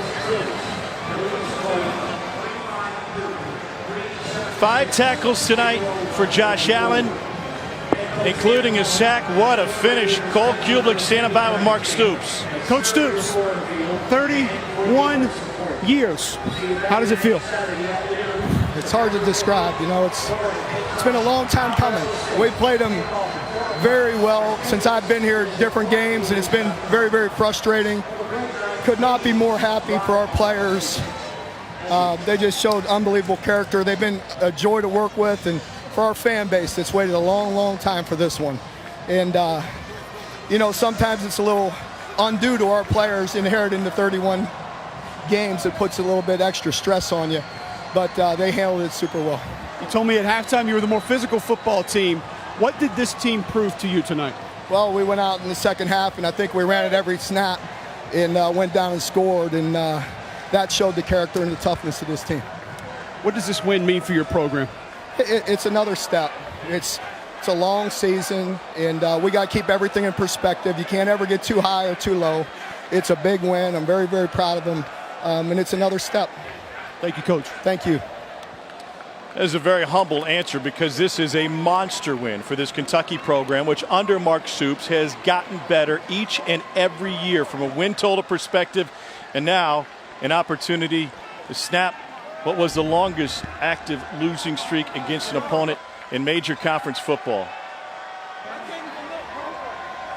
What a job by this entire Kentucky program, and the winners are joined by Cole, Terry Wilson, and Benny Snell. We're going to do them both, because I don't think it would be fair to take just Benny Snell or Terry Wilson. Benny, I'm going to start with you because you've been in this program a little bit longer. Just describe to me what you're feeling right now. Oh, my adrenaline's up. The best feeling in the world. All my brothers fought. Terry fought. The linemen fought. We did a great job, man. Yeah, I'm blessed, man. I'm happy, bro. I'm proud of you too, baby. You know what I'm saying? We did this from the ground. All the odds was against us. Tebow, I don't even want to get into that, but we got a lot of odds against us, and we shot the world, man. I'm happy. Benny, I know it's a team effort, but I saw you coming off the field a few times in the second half. How much of that load did you want on your shoulders in the second half of this game? You know what? Going into every game, you could put the pressure on me. Whether I need to get 2 yards, it's 10 yards, I need to get a first down, whatever. My team relies on me, and I give them my all every play. Terry, he mentioned pressure, overcoming mistakes. You had a couple critical mistakes early in this game. It didn't seem to faze you one bit. Why was that? Man, not at all, man. I learned from last week, and all I got to do is just, go to the next play. White piece of paper, and just forget about the bad plays, and, just stay focused on the next play. Next play. Mistakes are going to happen, but that's what I got to do is just bounce back and just make plays. You transferred into this program, but how much did you hear about the streak in the past week? It really wasn't a big deal to me. I just knew that we had to come here and do what we had to do. We practiced really hard as a team, and we were really hungry to get this W. And I'm so proud of these guys, man. You know, we gave it our all out here, and we were just so ready to play, man. We were just ready. How confident were you in the plan that Eddie Graham put together for this game? Oh, confident. And, you know, the thing is, I go over my plays every night. And, you know, I trust in Coach Graham, and I trust in Coach Henshaw and Stoops. And, you know, they're going to put me in the best position. You know, so, you know, I have so much trust in those guys. I love them. Thank you. Go enjoy it. Thank you, guys. Thank you. What an incredible swing of emotion for this Kentucky program and their fans. We were in the building last year when Kentucky frittered away that lead, when Florida won it with 43 seconds to go, taking the go-ahead touchdown and putting it on the board. And the devastation. This is what the Kentucky fans looked like last year. Devastated in the stands. And when Mark Stoops said that was the best environment we've ever had at Commonwealth Stadium. And then they come here where nobody wins. And they're able to pull this off, and the pure joy from Benny Snell is a 180 from where they were last year. Yeah, and completely different. You look at last year as a whole, they didn't know how to win games. They couldn't win the close games, lost 3 games by a combined 5 points. They were 3 wins away from having 10, and really 3 wins that they could have had. This team just learned how to win. And if they would have won last year, that season might have gone differently. Those close wins or losses might have been wins this year. This is the type of victory that can set the tone and set a mentality for your team that transcends the entire season, not just this Saturday or this week. We don't know what the SEC East is going to look like at the end of the year. And we have a feeling that Georgia's going to be there at the top, but otherwise it should be wide open. And why not Kentucky? I think that's a fair question to ask. Absolutely. With a quarterback as dynamic as Terry Wilson and one of the best running backs in the entire SEC in Benny Snell, when you can run the football with a running back and a quarterback and they're playing solid defense, that's a team that can beat anybody on any Saturday. But to see Terry Wilson, after turning over the ball 4 times last week, 2 early turnovers here, that's a time that he might have been looking over his shoulder and going, are they going to put Gunnar Hoke back in? And that might have been a thought, but Terry Wilson came back out, took control and command of this offense, did things with his legs, with his arm. He was the X factor tonight. As good as Benny Snell was, Terry Wilson was the difference. Here's another thing to consider. Kentucky did not play a perfect game tonight. They were far from it. In fact, there were a lot of mistakes that they still need to fix. But Benny Snell played with emotion. He carried his team throughout the entire night. He carried his team late. He finishes with 175 yards on the ground on a workmanlike 27 carries, and he is moved to emotions like he has not experienced on a football field. Mark Stoops finally gets the monkey off his back. It's replaced by Gatorade. Let's get you to the studio. Kentucky knocks off Florida 27-16. Dari, Chiz, and Doring, it's all yours.